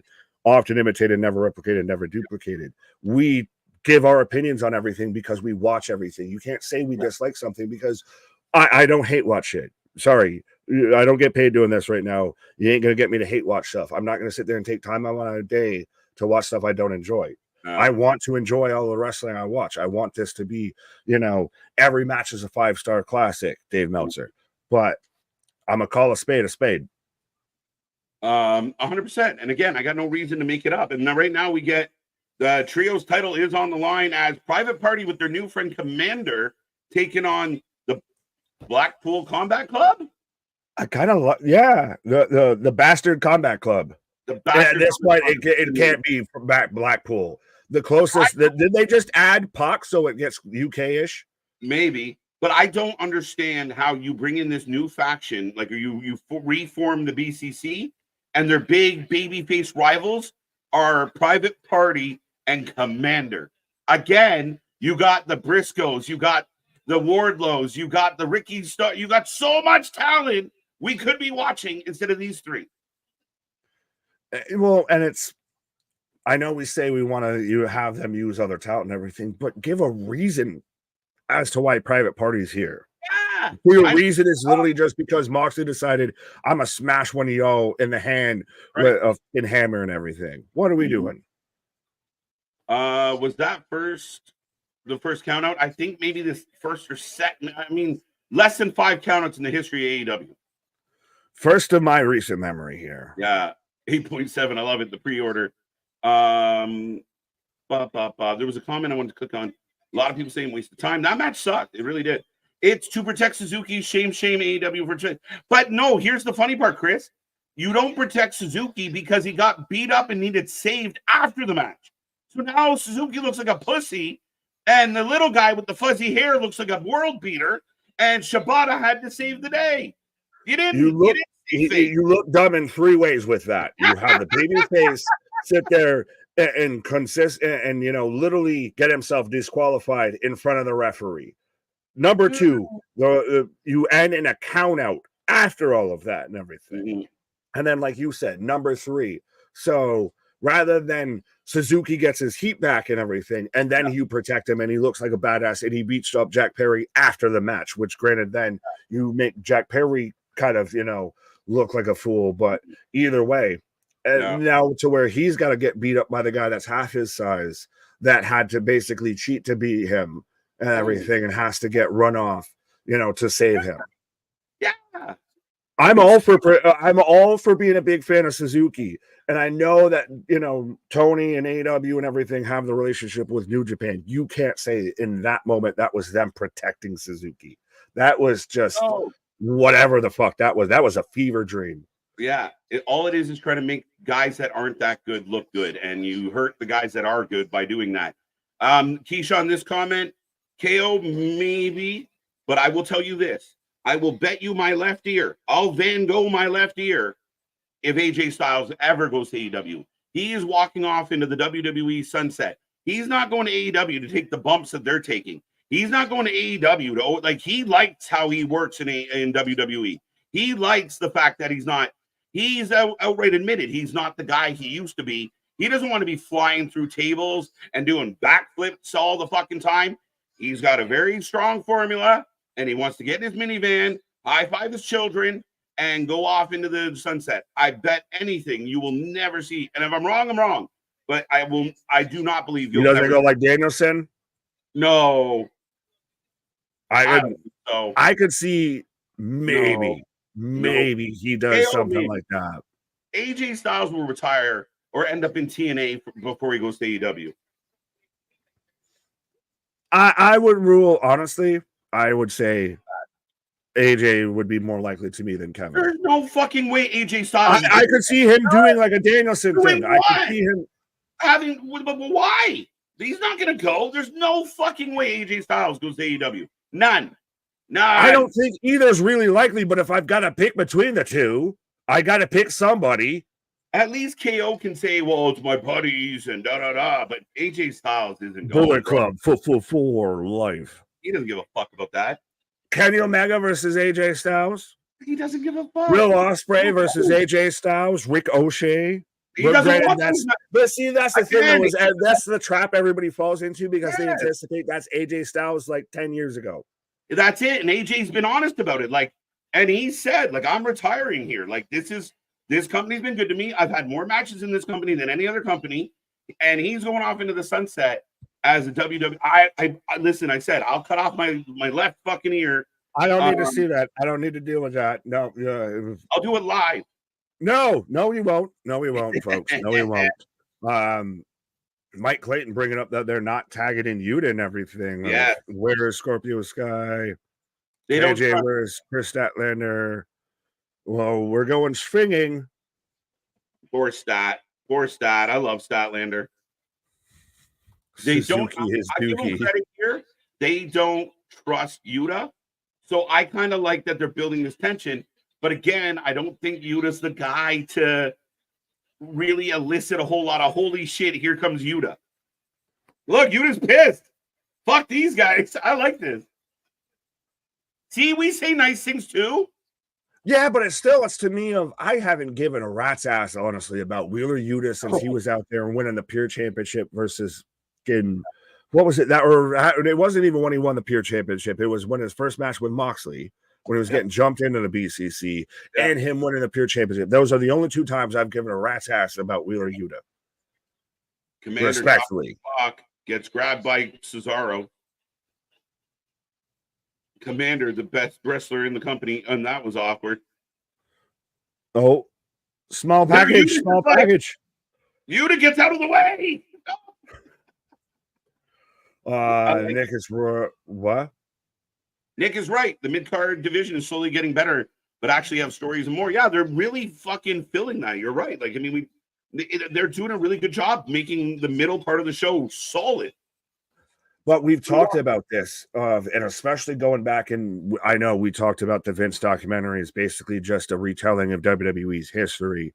I think we've seen that documentary about 7 times in different forms or fashions here of how many times have we been retold about the screw job and everything. Yeah. But WWE television, for the most part, during the Attitude Era and everything, was led by the mid-card, that was the ones that would be ending up the show, or the last thing that ends the show was just a segment of the main eventers that sends you towards the pay-per-view and everything. It was the mid-card, it was the IC titles, it was all of that really led to the fucking forefront on that. Yeah. And listen, I was really critical of Dynamite And we said this if you guys saw us when we said hello everybody tonight, we were like, stack card tonight, this is gonna be fun. But as we get into it, we're kind of like, fuck, I wish they would do better. Right. And I find this interesting right now. Of Claudio and Pac sat there and really started to get their giddy off, get their rocks off and everything, as Yuta kind of really became more of that unhinged of just wailing away with the elbows and all of that, and locked in the calf mutilation or whatever they're gonna call it. Yuta gets the finish? Yeah, Yuta gets the submission win, but even Pac and all of them. Yeah, but it shows the nice confliction of they're sitting there trying to celebrate with him because they literally shut off the ref from having him break up the hold. I'll give them credit for this because Yuta wasn't a part of the plan to jump Danielson. So Yuta's in a weird spot. Yuta had nothing to do with that match to the point where he got out of the way, but then he's the one that gets the dub. I kind of like that. I listen, I'm giving them credit. I think I like how that played out here. The end of the match was really good with that. As we go right from that to probably the best thing going on in AEW right now with the Outrunners of Truth Man and all that. Like Turbo Floyd, these guys are 100%. They have won the wrestling world over here a bit. The Outrunners are miles better than the old Bucks. Give them a chance. 100. Like, imagine you have a tag team division that has FTR, has the Outrunners, has Grizzly Young Vets and everything, but you still can't draw a dime with it. Even when I'm complimentary, I'm on my own. Son of a bitch. Apparently. Yeah, all I do is hate this company, and then I say something nice, and they're like, "What the fuck?" Right. But as I'm getting the video package, I assume for hologram. Oh, that's disappointing. See, if the Outrunners were on Dynamite, Dynamite would be a better show. Mark Briscoe makes Dynamite better. 100% have somebody that has a bit of a fucking standout personality on your show and everything. Have an actual character on everything. Have emotion, emotional damage. Draglistico who? Yeah, this is a Lucha Underground match, folks. I would take Draglistico for this just because I think he's really Hologram is not losing. I know this. I know this. This is Tony will restart the match how many times he ever needs to until Hologram wins 100%. Yeah. But Draglistico to me is underrated. And honestly, he's the best wrestler out of him, Hologram, and the Beast Mortos. He's the one that I would actually want to see in a match like this. I don't want to see at this point the Beast Mortos. Mortos, you can miss me with that. Yeah, I've kind of pegged Mortos as Mortos. That's fine. So, I don't dig it. I don't dig it. More toast. Let's go. No, I mean Hologram's gonna win. We already know, and this is like I know. Hologram's got like Orange Cassidy syndrome. Like we know he's winning. Like it's fucked, and he's nothing nothing special. You know that he's a Tony creation, so he 100% is going to be a Tony guy. Is going to get pushed. Is going to try and get over. They will force that man. Is he going to be? Who would you say in the terms of getting shoved down the fans' throat? Pause on all of this whole conversation. But when it comes to AEW, is it Orange Cassidy? Is it Hologram? Like, who's been like the Roman Reigns of like, or is it even like a Chris Jericho of just as much as I want you to go away, but you won't? Orange Cassidy and Jericho, like Orange Cassidy's the OG push to the moon, never lost. I think he's lost like 3 matches in his AEW career. Jericho's pushed unnecessarily, and now Hologram is the third on this little fucking chart of a guy that just Tony has found a reason to love because he made him generic wrestler number 27. And again, we're going to see tons of this guy. The only thing I find interesting is he's been pretty much exclusive, minus 1 match to Collision. But, and see, so, yeah, 100% with that, but it's funny how you brought this up yesterday And the more and more you piece it together and put the puzzle together, it really holds true of Tony's gotten much more WWE than a lot of people want to admit. Yo, sorry, I didn't mean to No, interrupt you. go ahead. You and I have been saying that for months and months and months. Now I saw a couple things on Twitter where people are like, "Is Tony just as much like Vince?" I'm like, they're catching up. Yeah, don't worry, we'll learn you. We'll learn you. We'll feed you birdies. We'll learn you. We'll learn you. Yeah. But it's, I mean, now he's making wrestlers. Tony was the guy that literally people came in and with what they got, and they let to have their own creative freedom and everything. Now we're adding injury time to contracts and all of that, which people poo-pooed and foo-fooed when WWE did that. It's this constant trend of you're getting closer and closer. Like if we're going to bring in a Shane McMahon, and I've still said by this, you are going to divide the shit out of your fan base if you actually bring in a McMahon, or you're going to see this giant tide and to where it's field goal post moving at its greatest. And trust me, if you watch American politics, you will see an example of this, of to where everybody that was against the McMahons will all of a sudden become huge fans of Shane McMahon because he's the good McMahon. And he's the one that got away and everything. Well, I'll be right back, Nikki. Fair enough. As KJ is taking a pause for the cause. Oh, I didn't realize I was off screen as he was talking. Helps if I look, but yes, KJ's taking a pause for the cause as I've got hologram with a tope as I cut to picture in picture. But yes, let me try and actually get through some of these chats and everything. 100%. I know we've been very much talking amongst the two of us and everything, and still popping you guys in here and there. But I do appreciate everybody that's watching along with us. We've cracked triple digits here. We're still floating around 80 to 90 here. So let's see if we can keep this thing going and keep this thing growing. Pause. Who are you to doubt El Dandy? That got me. Yes, y'all some yappers. Thank you, MDB. I think that's a little bit at times why y'all tune in. But no, we do 100% appreciate you. And that's at times though, why we do pitch, the members, the super chats, the super stickers, everything like that. It does help you make sure you stand up and you show up and show out because that's what the show's about. And it does help support us in 100% of. I cannot be more appreciative of all the growth and everything that we've had. I'm sounding very sus with all this, talking about growth and everything. But 100% of this thing is just moving and grooving, and we're taking over the wrestling universe out here. So I appreciate everybody tuning in. I definitely tune in for the app. Yeah, I would hope so. Todd, that was TNA's problem back in the day. They wanted to be too much like WWE instead of being different than them, and it backfired on them 100%. And that's the biggest thing we've really talked about since the start of this, since AEW's really hit its stride and everything. They very much need to stay in their lane. Be you. If you're going to be the alternative, be the alternative. Stay to the alternative. Don't keep going to and now, granted, there's going to be people that are going to take that and be like, well, see, when they're stabbing needles in the mouths of people and everything, they're being the alternative. No, you go too far with that. Even Heyman didn't do shit with that. Of you're playing too far to the niche of if you're going to be different, if you're going to stay in your lane, then do that. Be different than them, but you still also have to try and draw in it. Viewers, try and audience, try and draw and compel people. That's the words I was trying to say.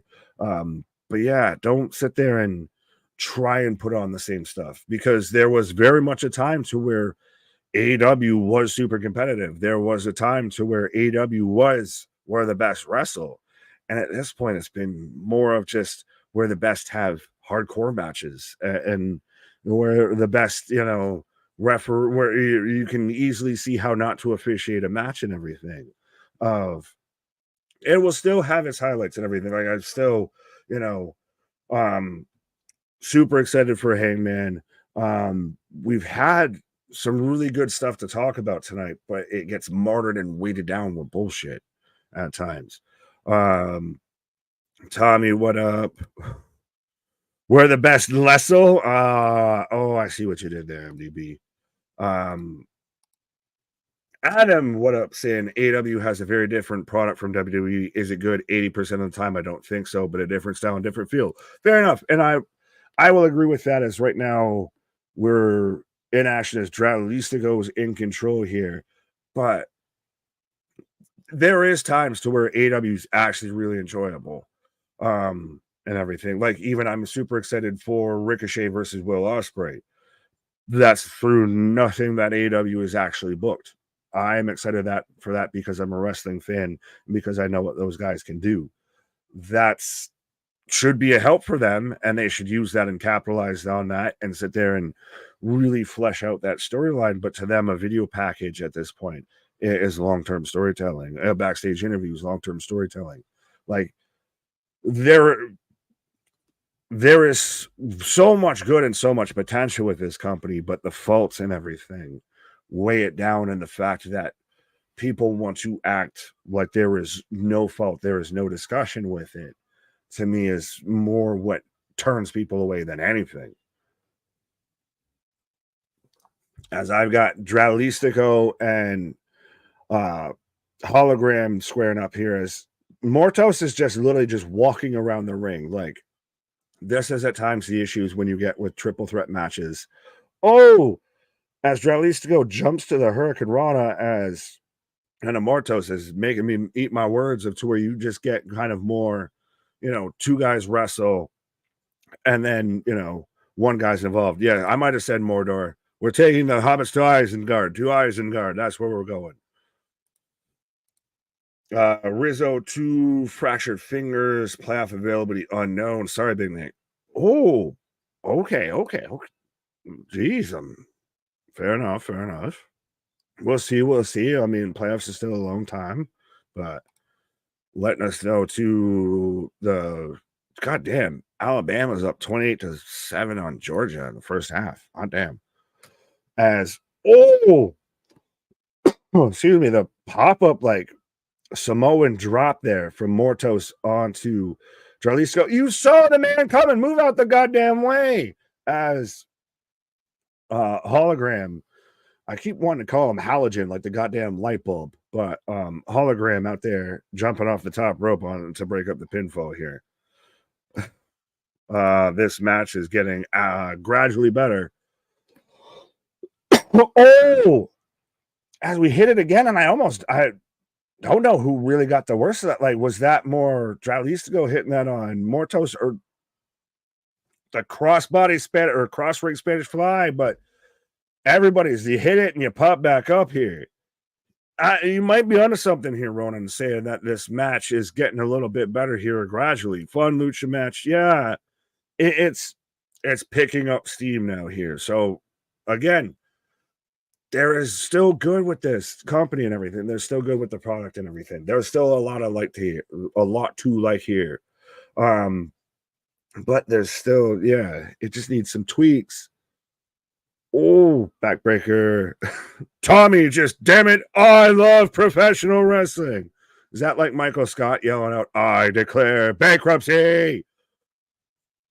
But no, 100%, that's what we're all here about. That's 100% what the whole channel is about. Christ, is loving pro wrestling. And that's the best thing about having this channel and everything like that, and having the community that we built and everything of, we are the alternative comedy. We're the wrestling buddies that you need in your life. You probably can't get in your life, because trust me, I live out in New Hampshire and everything like that.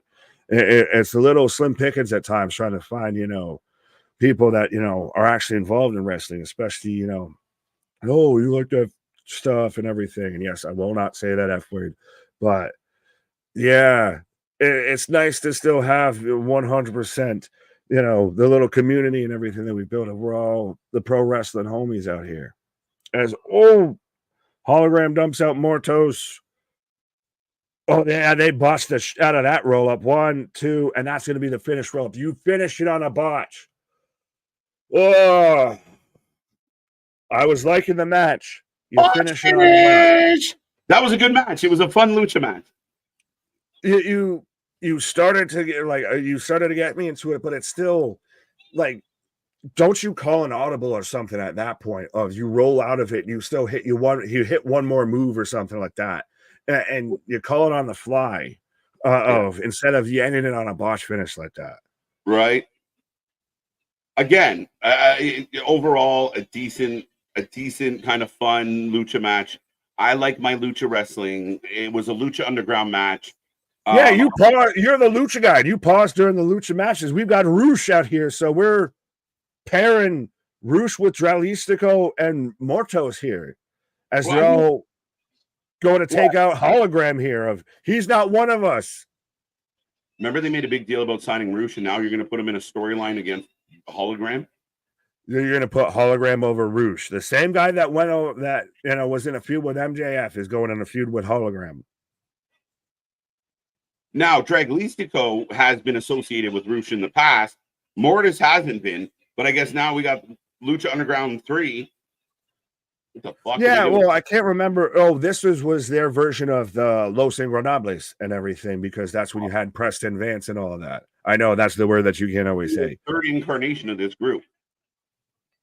Just within AEW, not to mention that this is a CMLL or a AAA faction and a New Japan faction. Anybody wonder why Roosh's brother Dragon Lee signed with the other company? You have that. Not even what I'm mad at. Because I got stat on my screen. No, fuckers and goobers. I love it. Shout out Corny on that one.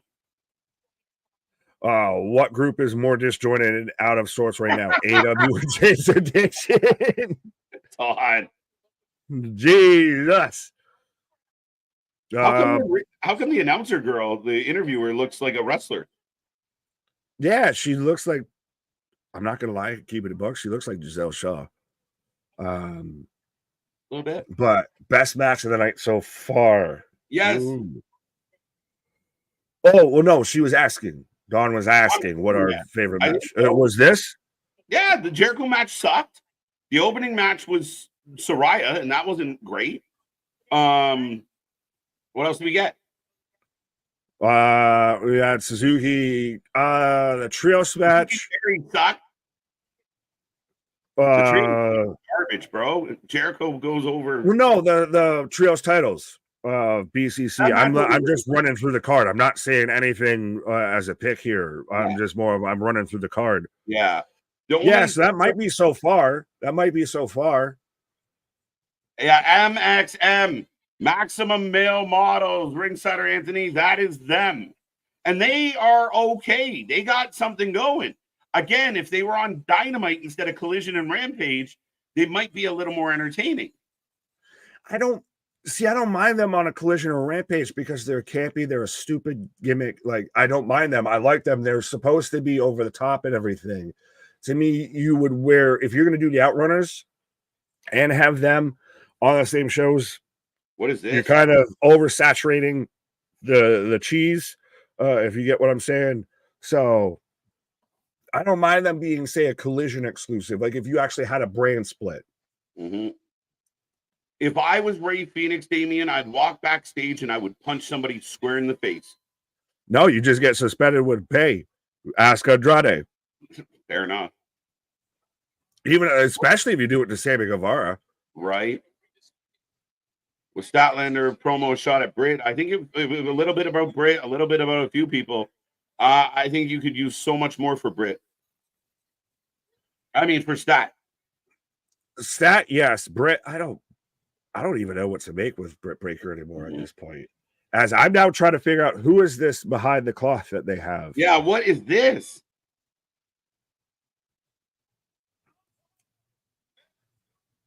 Well, now let's welcome. Who are we welcoming? This segment was awful, and MXM is entertaining as fuck. Yes. If they're on Collision, I'm fine with them being on Collision. Like, remember when there actually felt like a bit of a brand split of you had Collision exclusive acts and you had Dynamite exclusive acts. Now it's just a blend. It's now the same thing that everybody hates with the WWE draft and everything is now rampant in AEW. This is an embarrassment, man. The fuck, man. Still male models. But you know what? They're campy in a way that kind of works. Like, I mean, I like that they're committed to what they're doing. And then when they wrestle, they're not bad wrestlers. To me, if you if you like Kit Wilson and what's it? Why am I blanking on the name there? Pretty Deadly. If you like Pretty Deadly, then there's no reason why you can't like, the Maximum Male Models and everything. Mm-hmm. To me, it's that camp level of it's not wrestling has camp to it. You got to have layers. There is a place for stupid stuff in wrestling. There always has been. Right? Silly stuff is maybe a better word, but to me, they present a little more personality than the average generic wrestler that does move. You're right. If you're gonna do silly, you got to have personality. You got to have pizzazz and everything behind it here, which we're getting the Grand Slam fashion show. Fashion walk right now. I completely take back about 80% of what I had just been saying. This is stupid and wasting my time.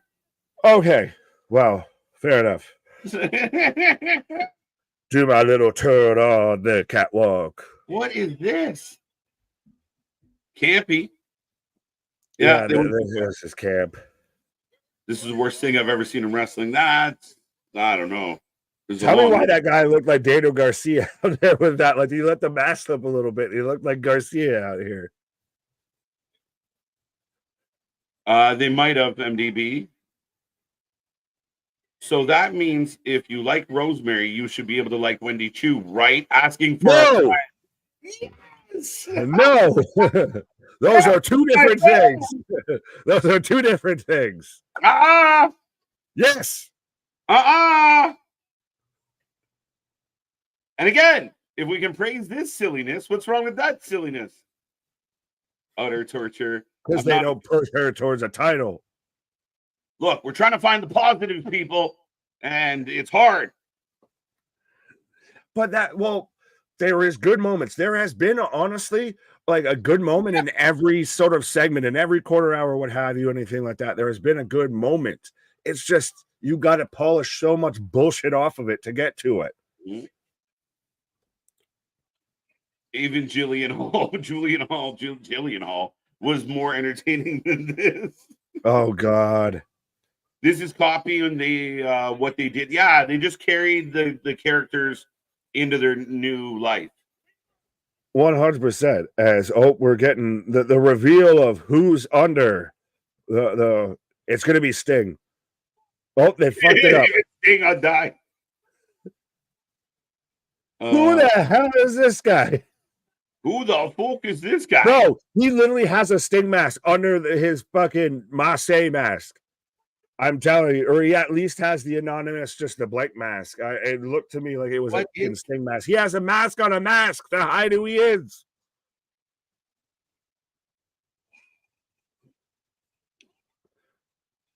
Bratnam Max Caster, best dressed alive.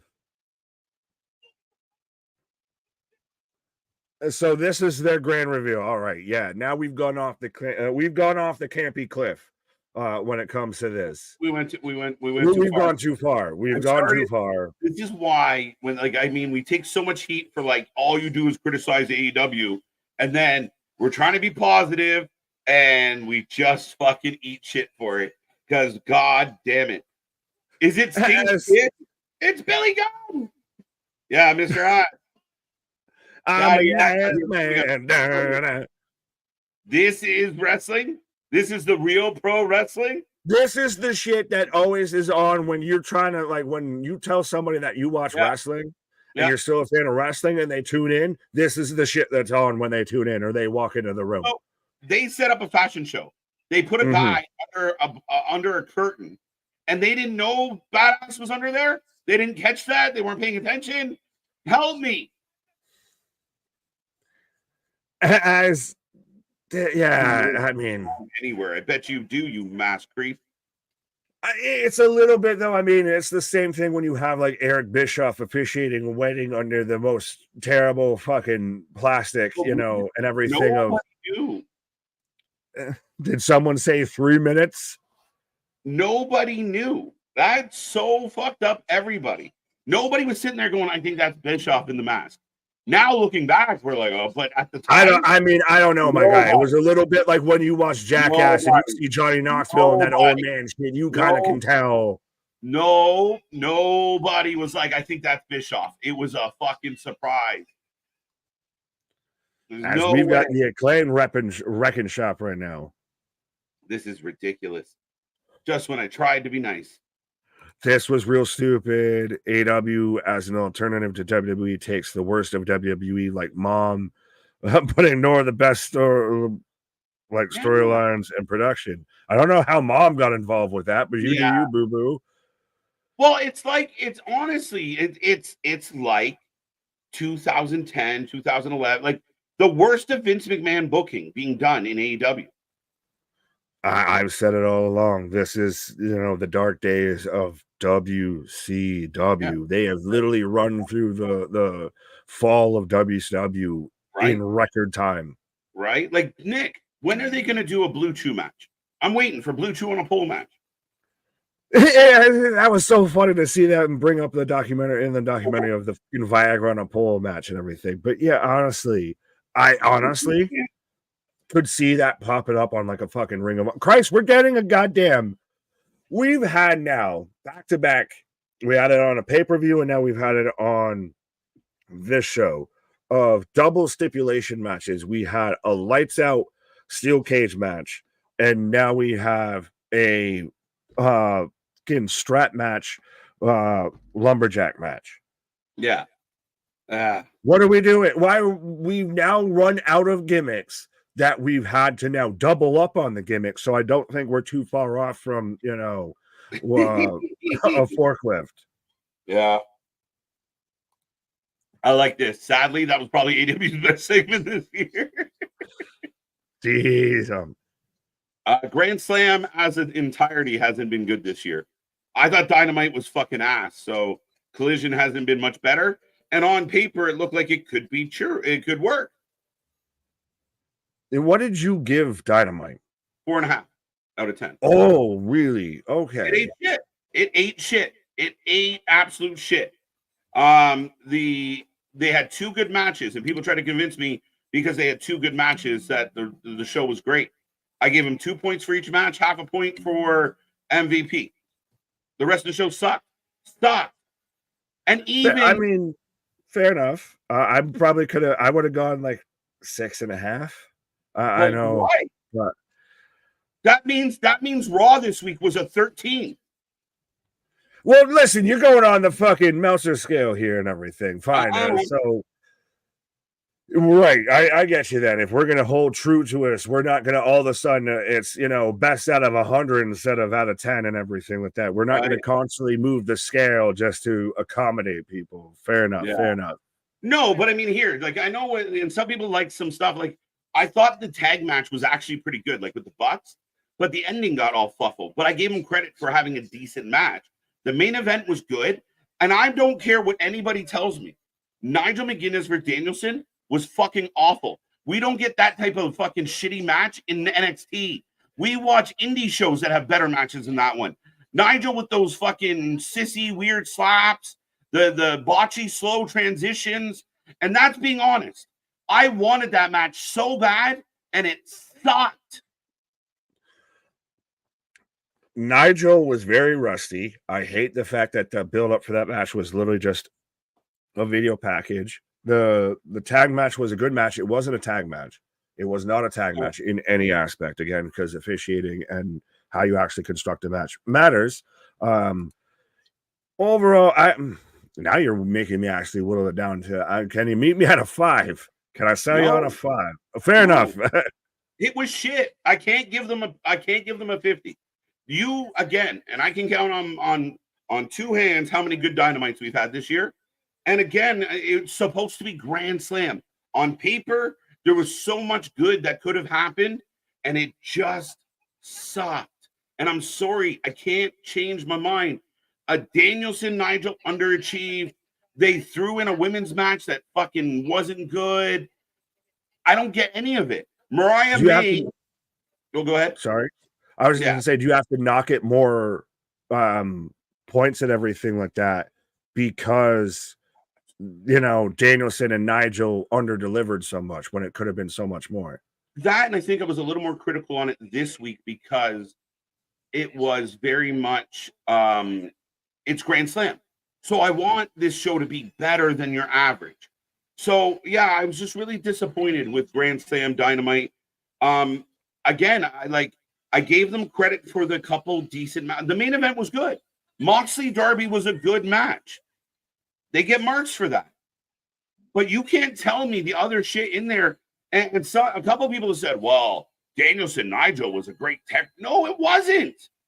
I've seen Danielson have good technical matches. Right. I've seen those two themselves have good technical matches amongst each other here. It wasn't hard hitting. There was no pace to it. I'm sorry. It just fucking didn't deliver. And again, if you think it's a 6, that's fine, my guy. And other people said it was a 7 or an 8. I don't get it.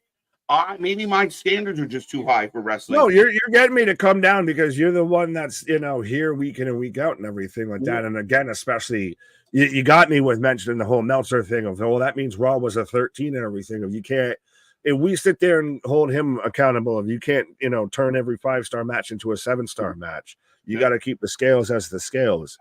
But we got to stop giving bonus marks just because high spots don't make a wrestling show.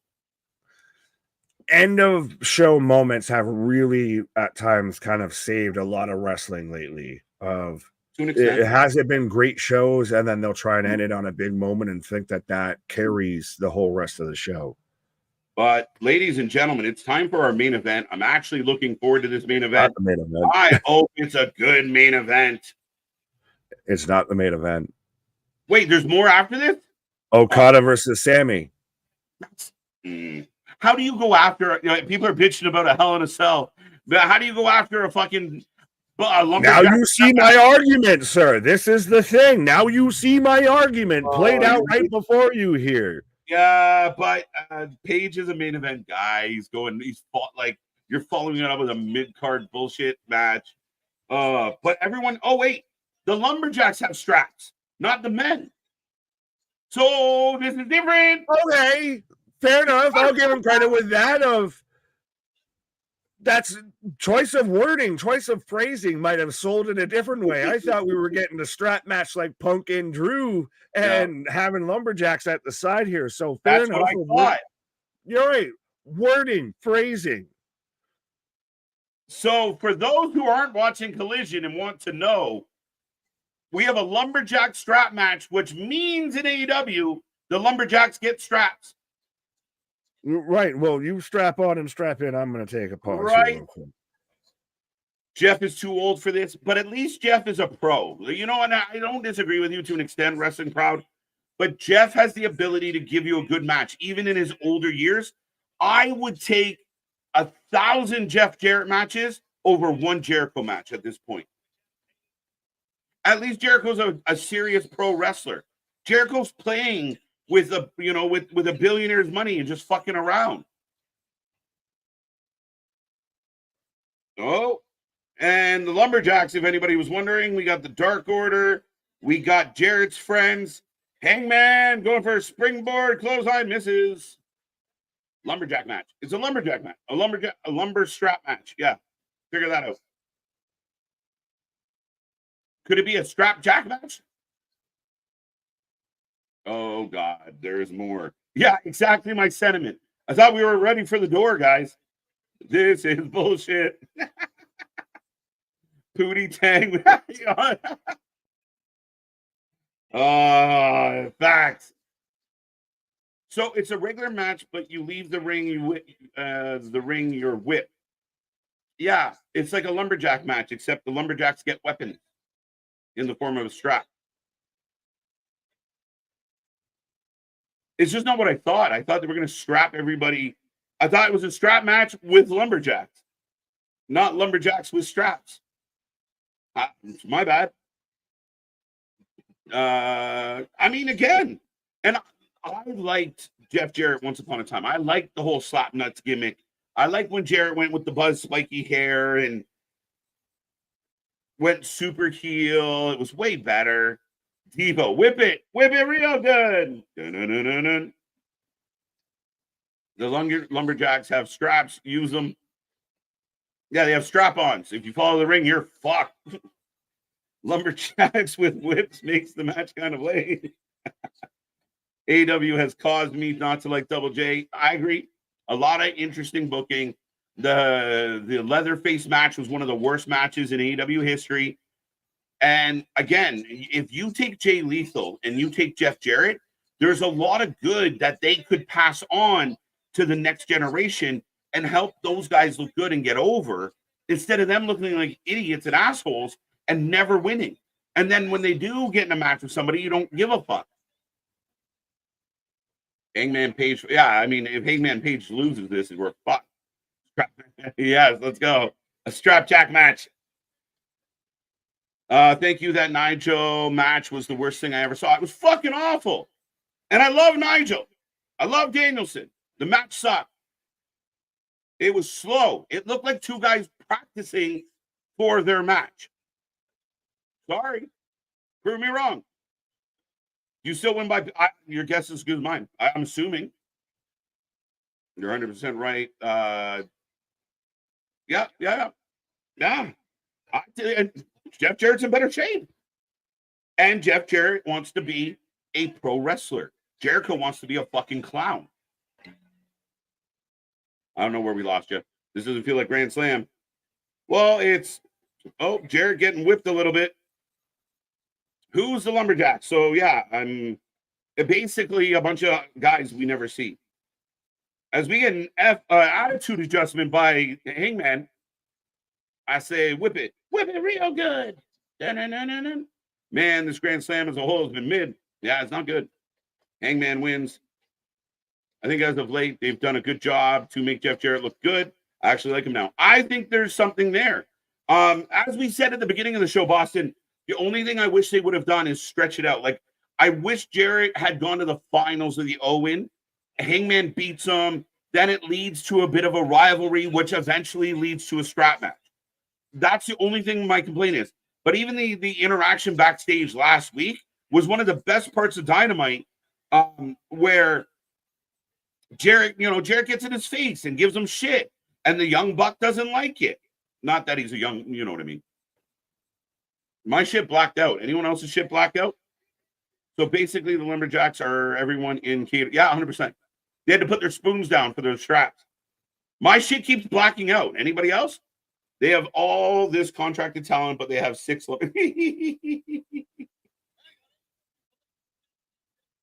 There might be a few more. There might be slightly more than 8, but not many.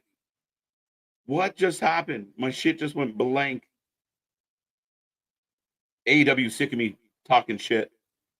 And again, you all heard me be positive. It hasn't gone well. Horseface is involved. Yeah, she's fucking useless. We'll get back to that. My screen went black. Okay, so it wasn't just mine. Thank you, MDB.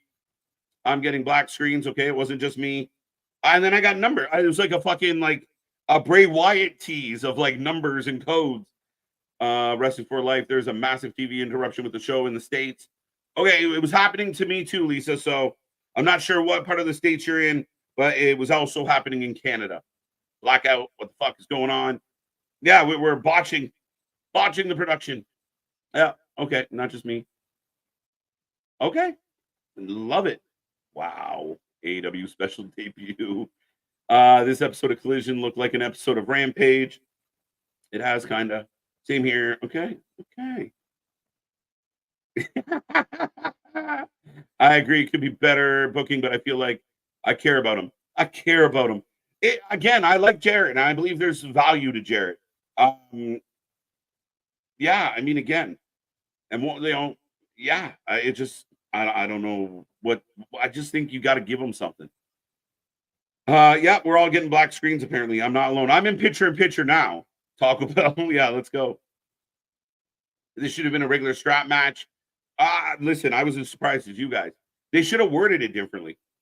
Flipping off the crowd is over. Stop it. Yeah, too many minded. The match went black. So not only is the show not great, now the fucking production is faltering. Oh, what a mess.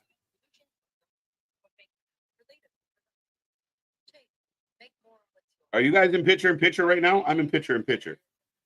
Acts like it's normal. Someone doesn't want us to see Jeff Jarrett come back. There you go. Rewinding and saying force. Yeah, okay. So yeah, we all again production issues. AEW need. I bet you $500 that Tony Khan comes out and was like, "Wasn't our fault." He has to tweet about it so people don't shit on him. Rampage last night wasn't that bad at all. Rampage had some good stuff. I think the main event of Rampage might have been my favorite AEW match of the week and one of the better women's matches of this week. AEW needs some better wrestlers. They have tons. They just have to use the good guys over the shitty guys. Less Jericho, more better talent. It's that simple. Like we saw Angelico last night. Did anyone even know he's still in the company? I'm in pro commercial now as well. The last TV interruption was probably the most interesting thing on the show, Lisa. That's funny. If Statlander is wrestling Britt and Willow is wrestling Mariah May, then we have Willow lose at All Out. And why do we have Willow? Again, even the whole Willow situation, Richard, kind of confused me. Mina was shown in the crowd at All Out concerned. So you think Mina would be the one to come out, but instead it's Willow. Then Mina comes out. Well, why are we crossing streams? It's like the Ghostbusters saying, you don't cross streams, motherfucker. No team. Yeah, it got postponed. Anthony was actually expected to be there. They are rescheduling, which is good. But yeah, due to storms, they had to push things back. I'm back out of commercial, by the way.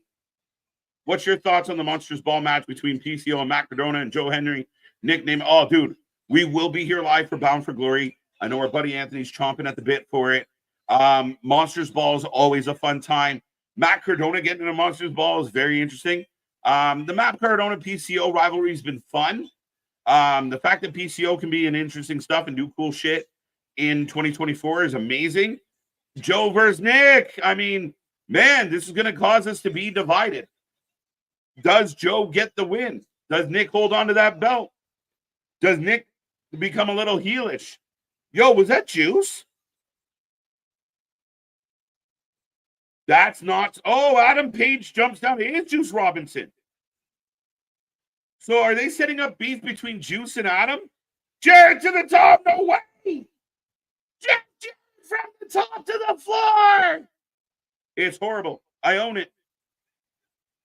AEW doesn't need any more wrestlers. No, they don't.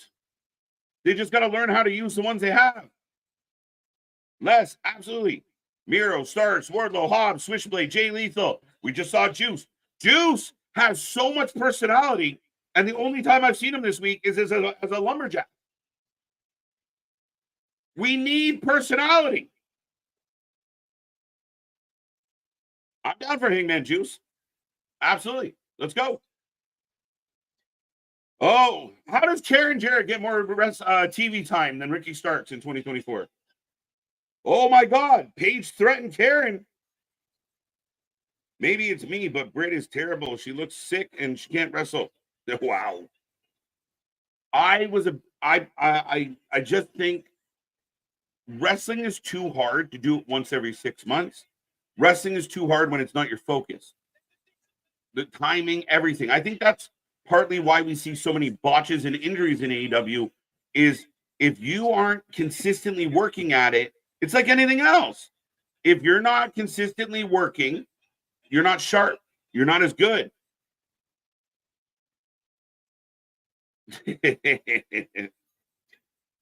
What the fuck is Audrey doing? As Jarrett is whipping the shit. Oh, she's talking to Karen. Fuck it. Again, we find a way to make even good shit stupid. Britt does look sick. I don't know, man. Getting whipped like a government mule.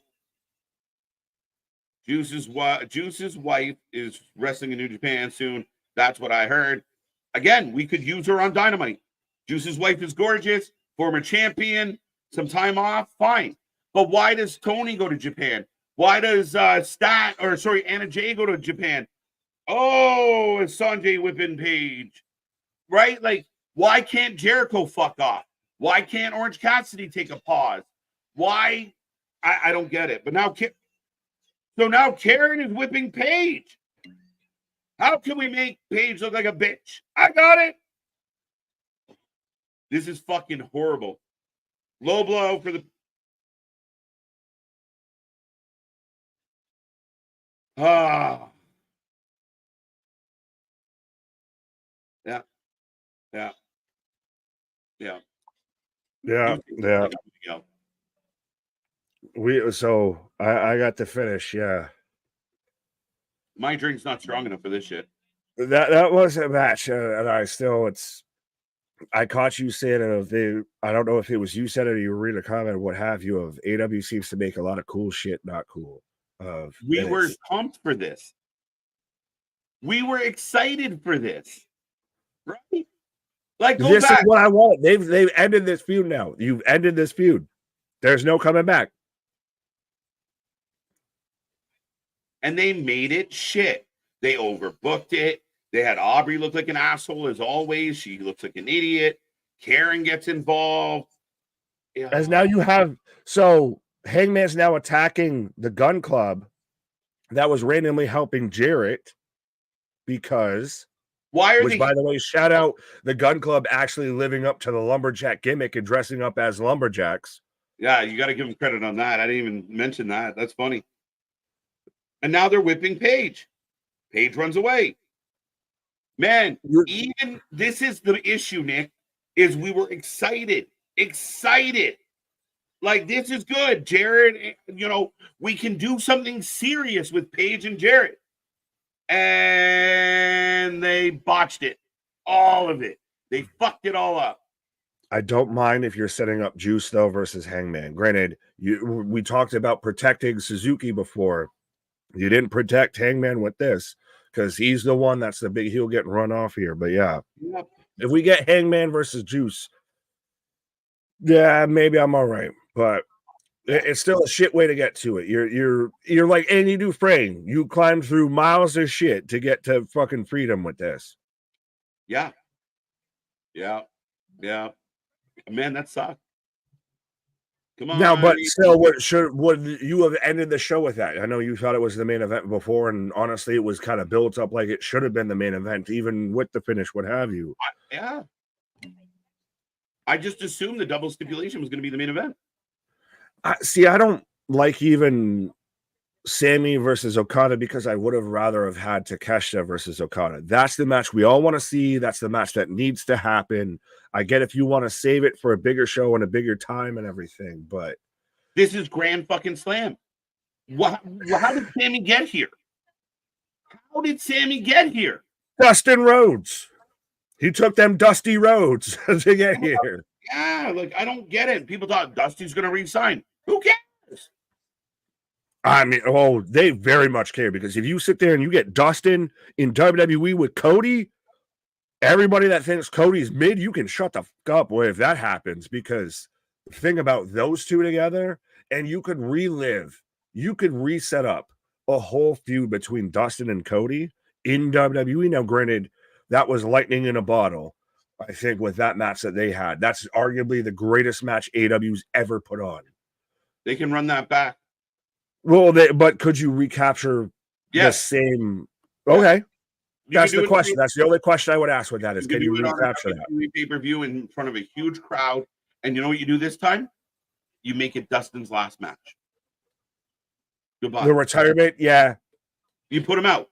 That's Cody puts out Dustin. That is poetry. That is beautiful storytelling. And that's the match that never came to be in WWE. Dustin and Cody got fucked, and was one of the reasons why Cody didn't want to be there anymore. Is we never got that big payoff properly from the dub back in the day. But if Dustin's gonna not re-sign with AEW, then there's very much the likelihood that could happen. So that's where, again, Tony, and I like how Lisa keeps calling him Anthony Khan. I think I might call him Anthony, but I get confused with our Anthony. But if Anthony Khan still wants to go back to being that shrewd businessman, be much more a McMahon than a Khan a little bit with this.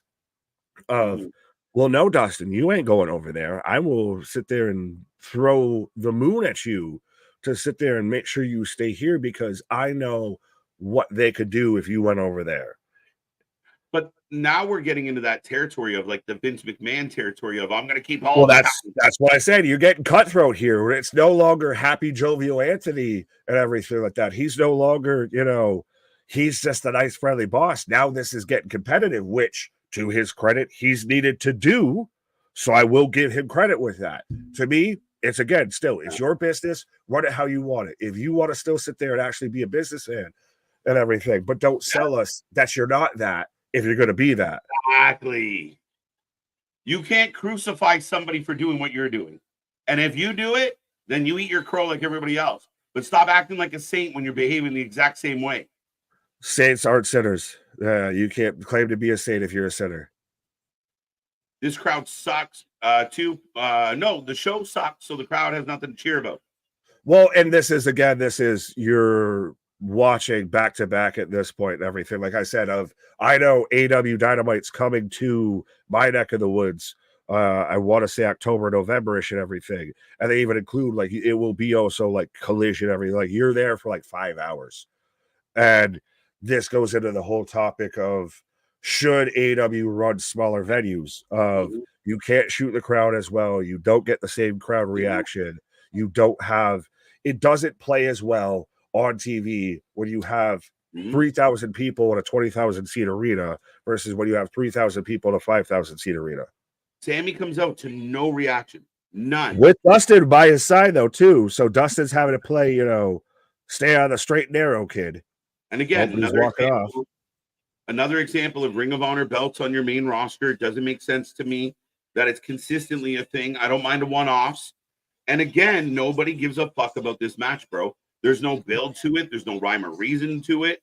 I know it's having people who are already champions challenge for championships. Yeah. Like when we had Ospreay and Fletcher challenging the Young Bucks for the tag belt, so they would have been double champ at that point. Yeah. Yeah.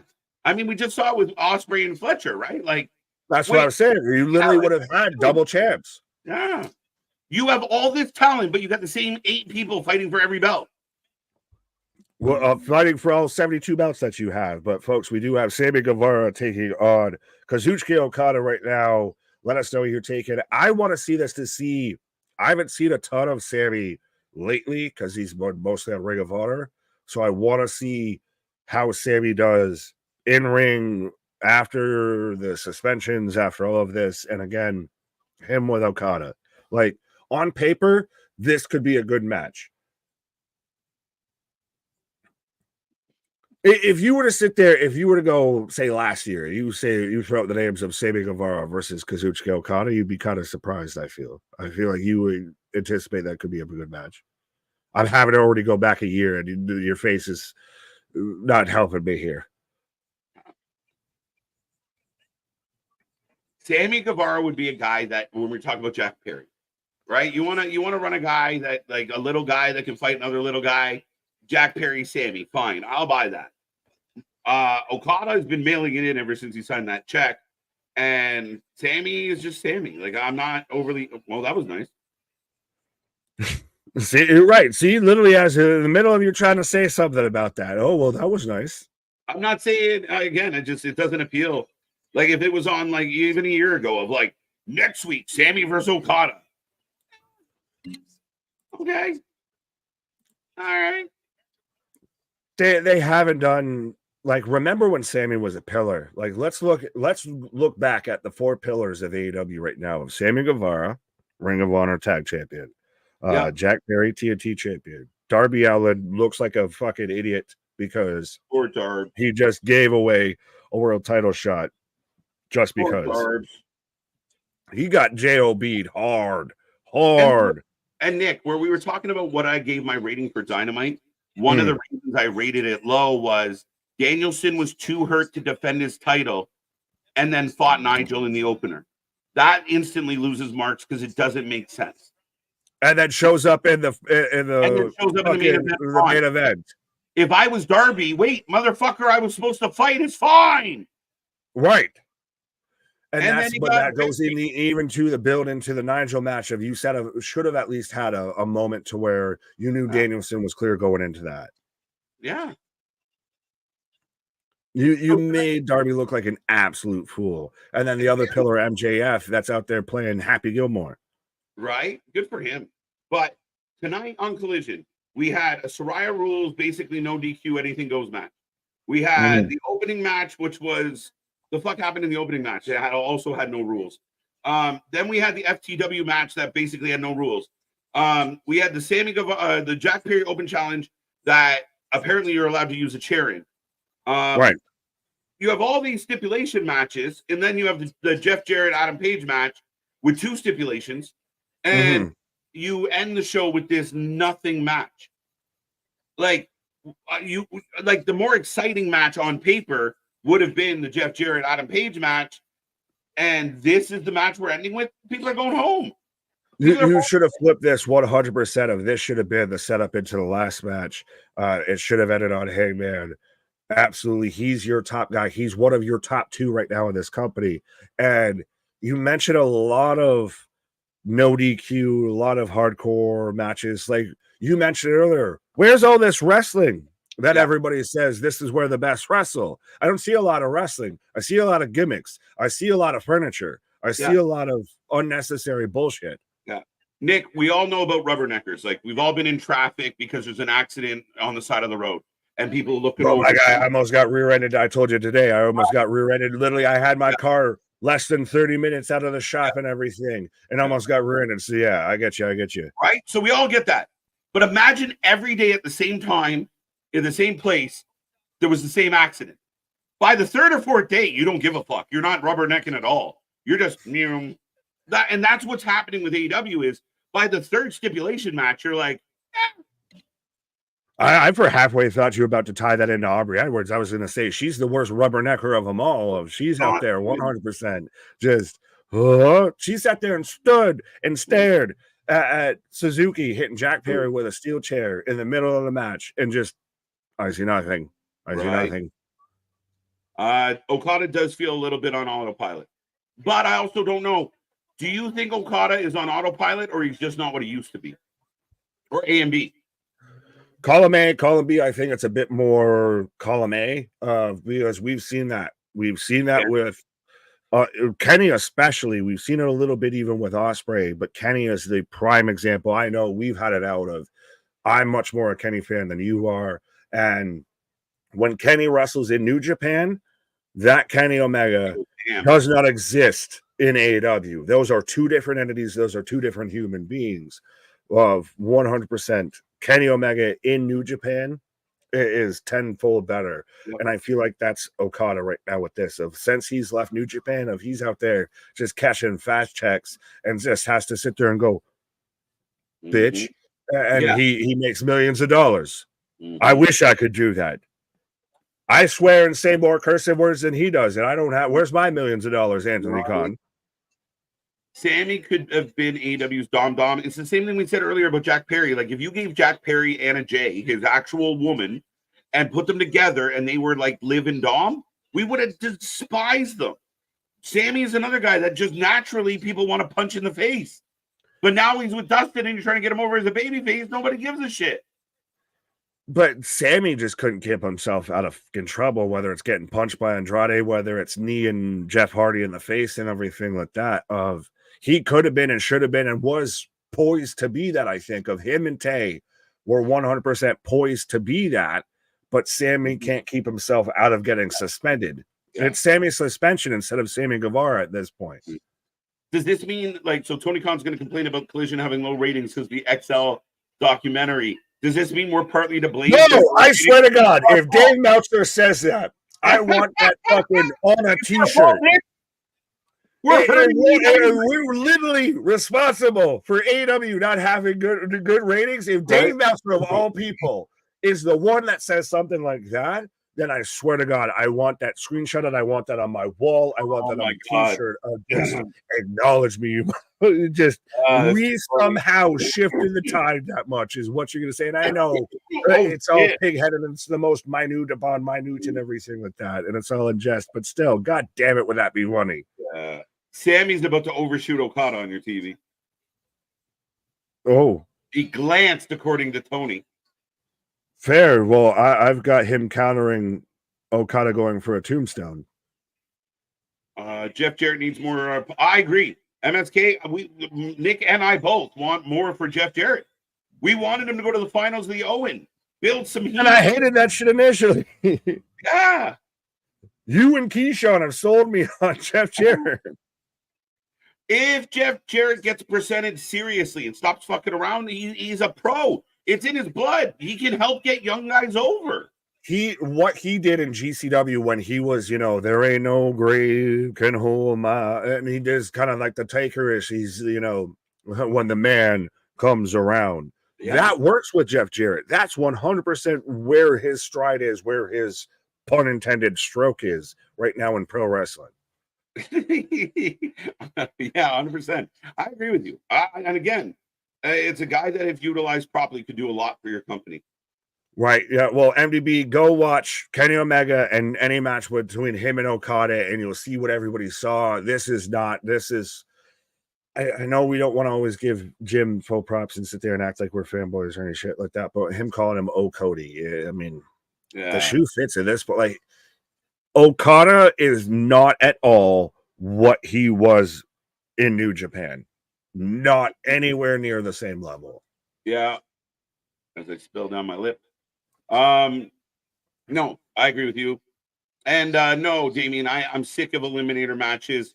Just because you're fighting the champion, it doesn't mean it should be an eliminator match. They're fucking dumb.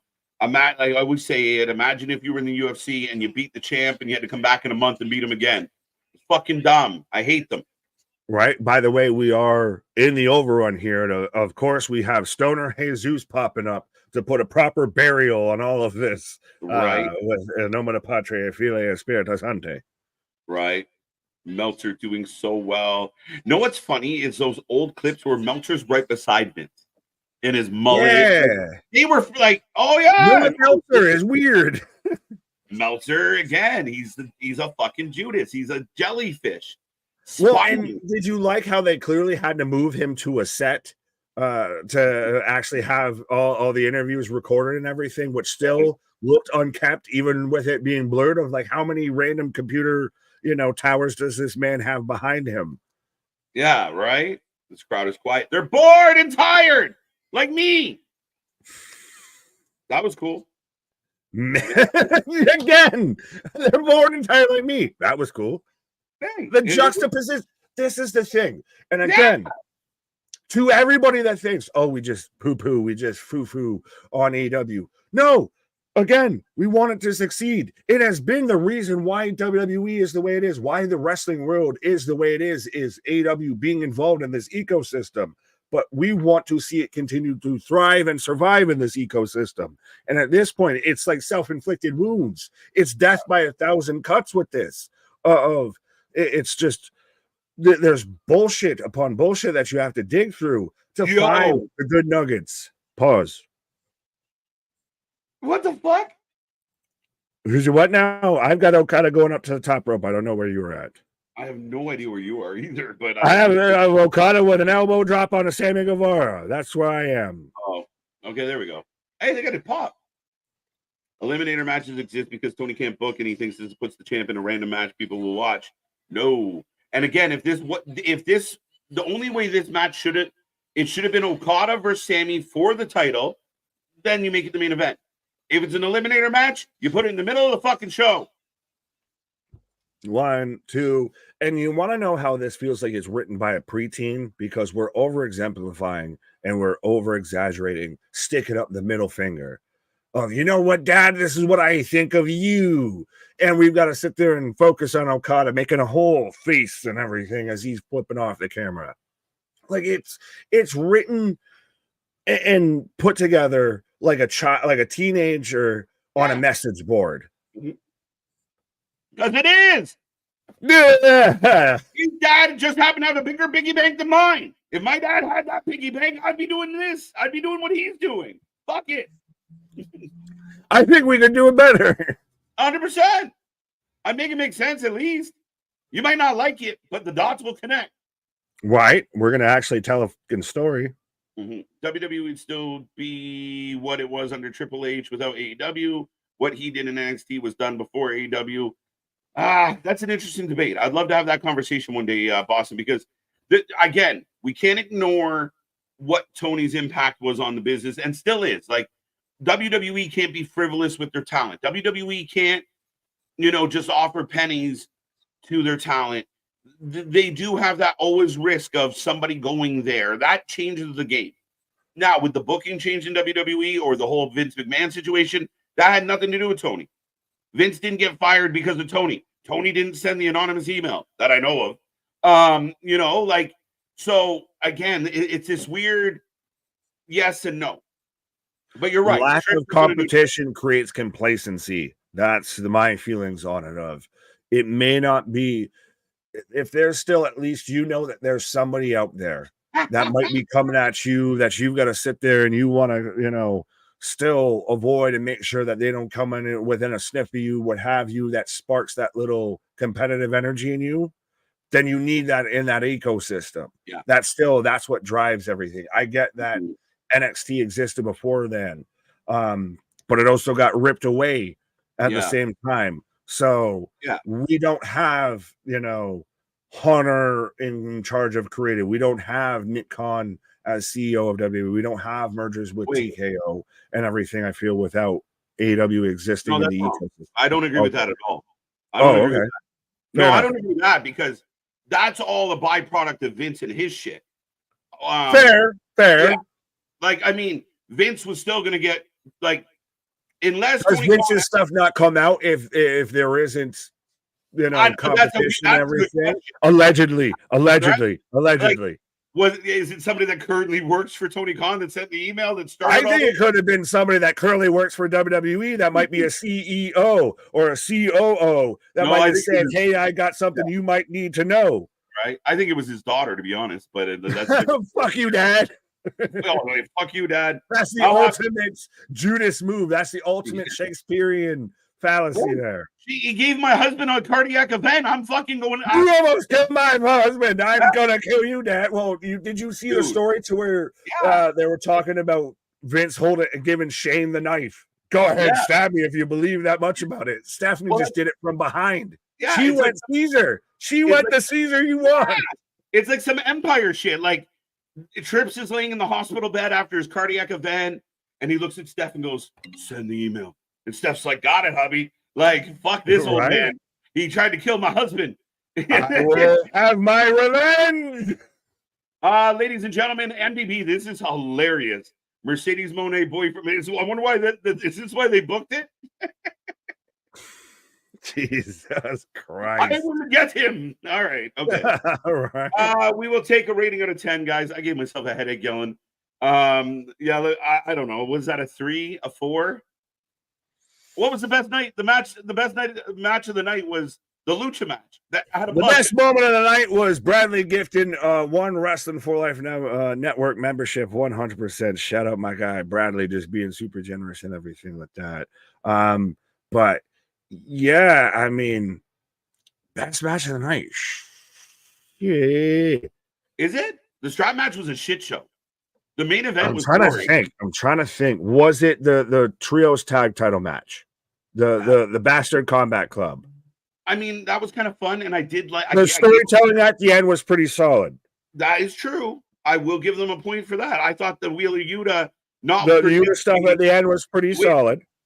So there's that. The Jericho match, no bueno. No bueno. I'll give this show the Saraya match, no bueno. Succession, I like it. Triple H stuff. Yeah, I think they all said we're sick of this old bastard fucking up our plans. We had the red wedding out there when it came to WWE, and we're gonna purge all you motherfuckers. Johnny Ace, you're gone. Vince, you're gone. Def Rebel, you're gone. Get the fuck going on out of here. Right. But Trips didn't have any competition when he made NXT the best thing in wrestling. It only became a stale after he was done running it. Again, I think we're kind of in this place of the chicken and the egg. I don't think Tony Khan had a direct result in WWE's change in creative because that was, Vince getting pushed out. But the behavior within the company, like the family atmosphere, more days off, treating people like people, not assholes.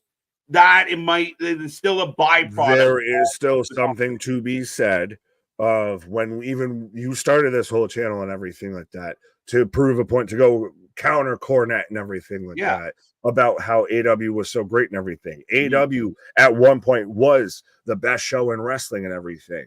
This is now a little bit of the revisionist history of looking at where it is now and everything, because at one point AEW was the WCW of it did have the fucking cojones and everything and was putting WWE on the back foot. Now, because they've sat there and said, oh, you got a little scuff on my chin, now I'm going to smash you, doesn't mean that they didn't put the fucking little mark on their chin here. Let's not forget that. The best thing to happen to the wrestling business because of Tony Khan is the Wrestling for Life Network. And thank you. There we go. And I'm still hoping to go. Dave Meltzer, if there is a God in heaven, Dave Meltzer would tweet that the wrestling for the WrestleMania documentary being on the CW network and Georgia versus Alabama will somehow affect the Collision ratings. Yeah, absolutely. Tony Khan is going against Triple H, who's a student of the game, no pun intended, in the wrestling psychology where Tony is an amateur. And again, when Tony, it's kind of like the billionaire Ted thing we saw in the documentary, Nick. When billionaire Ted comes in, Vince plays victim. Oh, the big bad, billionaire is poaching my company.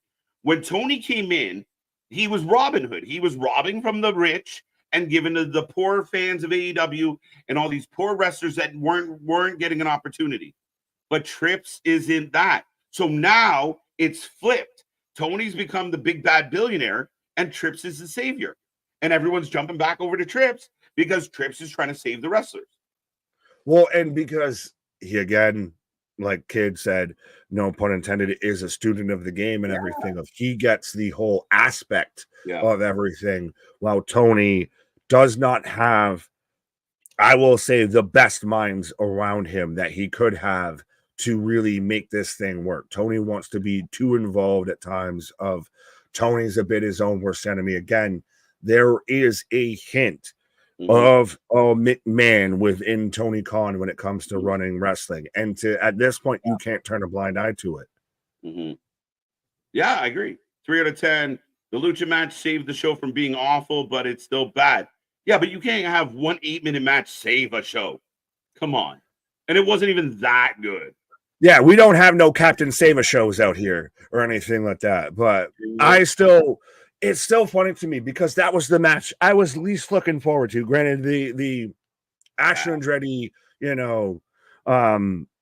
Brody King match wasn't advertised, anything like that. As far as what was advertised, that was the match I was least looking forward to, the least I could give a fuck about. And somehow that was the best, arguably the best match of the night. This might be the comment of the night. It was Rikishi. You get a star. You get all the stars. He did it for The Rock. I did it for The Rock. I did it for The Rock. Over. And that would make sense though too, because The Rock sat there and got on the board of TKO. So I think that's the way we end this tonight. Did it for The Rock. Yeah. The kid and again, I kind of agree with what Boston's saying. In a lot of ways. I mean, again, I think that you have to give Tony Khan some credit for bucking the industry when it needed a buck. Pun intended on that one. But I do think that Trips, if AEW didn't exist and Vince gets pushed out, all of that would have happened anyway. It didn't all happen because this was here. So I agree. But it might have. They were making money hand over fist at that point. They were not drawing sold out houses and everything like that, but they were still having the deals that they had and everything. They were losing. The Vince allegations is the biggest thing, the reason that's clearly hurt WWE and everything. And that could have been, I think that was a power play. And I think it'll be a good 10 to 20 years. Vince will be no longer amongst the living before we get it really coming out of how that whole story broke. Because that's for Vince McMahon, who had the Black Tuesday when he took over the territories and everything. This was Vince's Black Tuesday this was when Vince McMahon finally got pushed out of the one business he loved, the one business he was married to, the one actual marriage that he was consistent with. Yeah, and I'll make this our last point before we shut her down and make last Right. call here on this wonderful Saturday night. But you actually have a good point about that. Is would the pressure of the rate, like watching AEW have success, did that lead to a bit more of the push to get Vince out of the way to then cause everything that You transpired? know what you have. If I've got rounds in the chamber, bitch, got the way so I can shoot this Yeah. shit. And we all heard those stories. Vince showed up and ripped up the fucking script, or 30 minutes before the show. How many times did Hunter and Nick or whoever have a really good idea that Vince stomped all over and they were like, this motherfucker's got to go? How many wrestlers are now in other companies are not in WWE and everything like that because Vince went a certain way, because Vince got a hair across his ass that day? But I'll leave it at that. Yeah, I digress, to quote Taz, probably the greatest AEW commentator of all time. In all fairness, if Vince had a hair across his ass, it was probably Laurinaitis. But MDB, you're the man, and wrestling. Thank you so much, everybody. This was the Saturday night with the Wrestling for Life Network. I hope you enjoyed it, folks. We are back Monday, Raw, Go Home Show, the last Monster Standing match, and Go Home Show for Bad Blood. Tuesday, we got a huge NXT. Wednesday, the 5-year anniversary. Thursday, the preview for Bad Blood. Friday, the Go Home Show for Bad Blood. And Saturday, Bad Blood. But we got so much coming your way. It's going to be fun stuff. Make sure you be a friend, tell a friend, like, share, subscribe, be a part of all the fun. We are the wrestling friends you can't get in your real life. We are the Wrestling Utopia, and we are watching more live wrestling than anybody else out there. And we love that you guys are a part of this family. Thank you so much. And that's all I got tonight, because Collision fucking sucked. We are family, but our shit is real. Our shit is raw. Our shit is authentic. When you're talking about that wrestling, you better put that for life with it. See you on the flip side, folks. Come back Monday. We're going to fight some monsters. Bye.